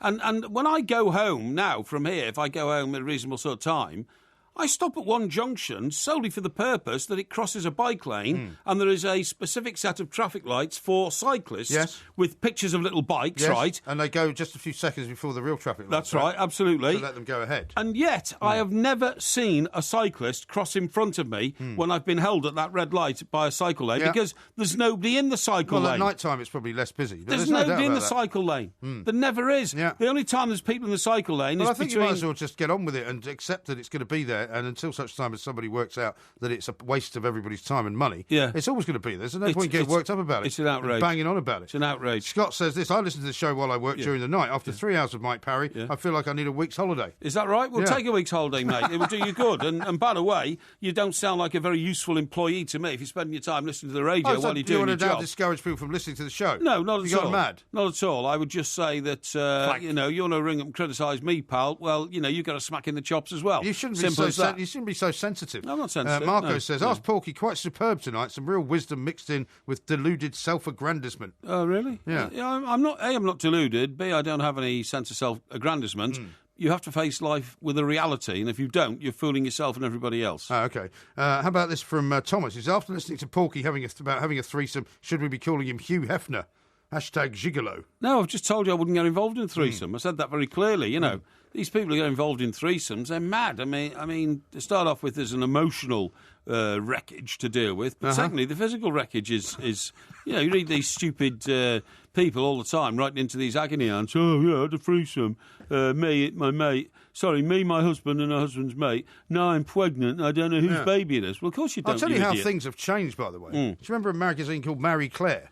Which used to be a relatively sort of, you know, you would call middle-of-the-road type magazine. Yes. You know, it was a bit less racy than Cosmopolitan. Yes, a little bit sort of more racy than Good Housekeeping. But it was pretty much one of those magazines that you wouldn't have a problem having on your coffee table. I do remember at home, right? And we probably knew people that worked for it, feature roles, whatever. The mother of my kids came back from a trip to London to see some friends of hers that work for those kind of magazines. Yes. brought a copy back. And my 11-year-old was reading about it. Yeah. And do you know what the agony column was about? No. Which, of course, being an 11-year-old boy, he's looking for the agony column. Yeah. And the chief letter at the top of the agony column was, I don't know whether you can help me. I've got this fantasy that I'd like to be gangbanged by 26 men. Good God. By the side of a road. This is terrible. That's disgusting. Eh? I mean, It's supposed to be a family magazine. Yeah. And of course, he's sitting there, and she was horrified to realise that he sort of understood what it was about. Yes. That's terrible. Isn't that awful? Shocking. I was absolutely bowled over by that. I totally agree. So, if you've got any Marie Claire magazines lying around, don't let them. Don't let your kids see them. Would be my suggestion. Terrible. This is Talk Sport. Now, early had a rival, an evil-looking man called Two-Ton Ted from Teddington, and he drove the baker's van. He tempted her with his treacle tarts and his tasty oatmeal bread, and when she seen the size of his hot meat pies, it very near turned her head. She nearly swooned in his macaroon, and he said, now, if you treat me right, you'll have hot rolls. I have to say, morning. having not heard that for very many years, it still makes you smile, doesn't it? Oh, it brings back terrific memories. Yeah. I love... He's, of course, from Southampton. Yeah, he is. Yeah, he's from Southampton. I love Benny Hill, and that was 10-ton Ted from Teddington. He drove the baker's van. That was Ernie, the fastest milkman in the West. It was. And his ghostly gold tops are rattling in the crate. Yeah. Or was it the garden gate? You don't really get that much of those types of songs anymore, do you? There was always sort of a daft song in the top 20. Exactly. Do you know what I really object to? What? I thought Benny Hill was very funny because he was flirtatious and sexy. Yeah. And, all these... Well, he was sexist as well, of course. Well, I was just about to say to you, all these young ladies running around in lingerie and all that kind of stuff, and in, nurse uniforms, and him chasing them around, all that kind of stuff. I thought that was all good fun. And I thought it was all, gave everybody a smile, and it was totally inoffensive. There wasn't anything particularly sleazy about it. There was nothing sleazy about it, but then anyway, the broadcasting gurus, mostly people from the BBC, decided this is terribly sexist and offensive, and we're going to get rid of it all. So they got rid of it, and Benny Hill's career was over, effectively. Right. So what that's been replaced with now is a huge raft of left-wing comedians, so-called comedians, who I don't think are at all funny, who tell the most repulsive jokes, about horrendous things, about people who have disabilities, about bodily movements, about, just horrendous, offensive, totally anti-family type jokes. Women do it as well, sort of so-called women comedians, which the family can't sit down and watch and listen to and all that kind of stuff. And that's what's replaced Benny Hill. So you say to yourself, what is the better of the two? Well, it's up to you. It's your own opinion. But it's your own opinion, I certainly don't find any of these, so-called modernist type comedians. It's slightly funny. Yeah. Not even slightly. Well, that's a very big swathe of people you're addressing there. And I suppose some of them are quite funny, some of them are not so funny. But I'll tell you what I found amazing the other day. I was watching the news, I think it was last night, and the Chelsea Flower Show is on. And so I was watching the BBC News, and they had somebody down at the Chelsea Flower Show looking at all the stuff as they always do. Yes. But guess what they focused in on? They focused in on this garden, which was there to depict the way that people are exploited by modern-day slavery in this country. Yeah, I saw that. I saw a report on that. And I'm like, is this really what you want to talk about? Exactly. This is the Chelsea Flower Show. There's lots of celebs going there. There's lots of lovely flowers. Would it have been better to have quite interesting had a garden that showed nice petunias and all that? Well, that's kind what of I stuff. thought. What's wrong with tulips or chrysanthemums or wisteria or anything like that? But instead, they talked to this woman who said, the thing is, all around us there are people being held against their will and being made to do things that, And I'm going, this is the Chelsea Flower Show. It's not like that goes on in this country, believe me. It does go on a bit, but it's the Chelsea Flower Show. Absolutely. For heaven's sake. Absolutely. Kenny says this, I'm 100% convinced that Mike Parry has no heart issues. Angel delight, butter, everything out of a tin, sweets, pizza, the diet basically of a fat 15-year-old. That's what he says. Yeah, except that if you look at some reports on food this week, first of all, experts now say we should eat more fat. Not less, well, what right? they've said is that nobody should eat these low-fat meals. Exactly. Because they're artificial. But I've always gone along with that anyway. Yeah. And the other one is beware cutting back on salt. It could even give you a heart attack. For years, doctors have been telling us to avoid a diet which is high in salt. It has been blamed for everything, from strokes to obesity and heart attacks. Yeah. The constant warnings. But now, it seems that cutting back too much on salt could do you more harm than good. In fact, scientists have found that consuming less than 3 grams a day, which is half the recommended amount in the UK, might actually increase your chances of a heart attack or a stroke. I've been telling people that for years. You know when you Well, that's walk... quite a lot of salt, actually, isn't it? Yeah, but when you walk, right, and I walk over the downs, all that Yes. kind of stuff, and it's very hot and all that, I know that an hour or so later, when I've stopped and I've sat down in a pub for a drink or something like that... Well, not for an alcoholic drink. Not for an alcoholic drink. No. My shirt will be covered in white stains. And the white stain... White stains? Yes, the white stain is the salt What, that comes from out of the your body sweat? from perspiration, Yeah. right? Well, if you sweat, then you should replace the salt. Yeah, that's exactly what I'm saying. Yeah. So that night when I go home and I decide, I'll have a bit of fish, you know, and all that kind of stuff, I put loads of salt on it to replenish the salt. Yeah. The so-called experts would tell you don't need to do that. Yes, you do. Because if the salt's been driven out of your body, you need it. Yeah, but it's like everything else. I mean, if you do without something, that's not particularly good. If you have too much of it, that's not very good either. Exactly. So, I mean, it's like if you went to the pub after the walk and decided to have 12 pints of lager, that wouldn't be great for you. Well, but if you have one... might not be that bad. But if you have 1 pint of lager, that's all right. Lager's not bad for you, Common actually. sense. Lager is... But it is alcoholic.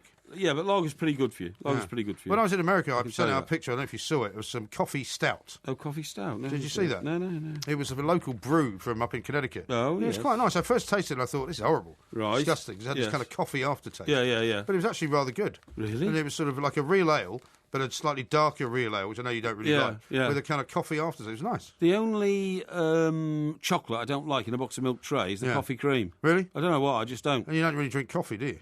I do drink coffee a bit more than I used Do to, you? but it has to be heavily sweetened, whereas tea, I don't have sugar in tea. Right. But I don't like the taste of coffee bitter. But you never go to one of these coffee outlets and get a cappuccino or a latte or anything, a flat white or anything like that? No, I wouldn't bother. Well, what sort of coffee do you drink? Instant? Instant. Of course you do. What's wrong with that? It's a stupid question. Yeah, what's wrong with that? Just can't imagine why I would have even asked you that. It's not instant, it's non-fancy coffee. It's instant I coffee. don't get ripped off to, £4.50 for a little cup of coffee. You just paid 43 grand for a car. Just to prove that I'm one of the in people. I don't need to do that. Well, I don't think anyone would think you were one of the in people, even if you did drink cappuccino, to be honest. Oh, really? Oh, really? Now, Porky Vision is tomorrow. Yeah. I hope you've done a lot of research for it. Well, I don't need to, but... Well, as long as you've watched something. Oh, I have indeed. Okay. I've been watching a lot of stuff this All right. week. We'll keep watching the clock as well. Because right now... When you eat a tomato, if you sliced up a tomato and put it in a sandwich, it tastes a bit like a tomato. No, it tastes like a tomato. However, if you've got tomato puree and put it in your spaghetti bolognese, it tastes totally like tomato. What? It's concentrate. Rubbish. It is. That's rubbish. It is. No, it's rubbish. I eat sometimes banana chews, which I like. They're sweets, right? You know, you buy them in... Do they taste of banana? Yeah, they do. More like bananas? Yes, they do. I was about to say. Maybe your taste buds have just got it wrong. A banana chew, which is in a wrapper, and it Go in a bunch. No, have a bunch of banana chews. no, you idiot. The other things I love are those spongy banana things. You know what I mean? Spongy Yeah, banana? you can get like spongy Oh, it's just like strawberries. the local pick and mix. That's right, yeah. And they taste more like banana than a banana.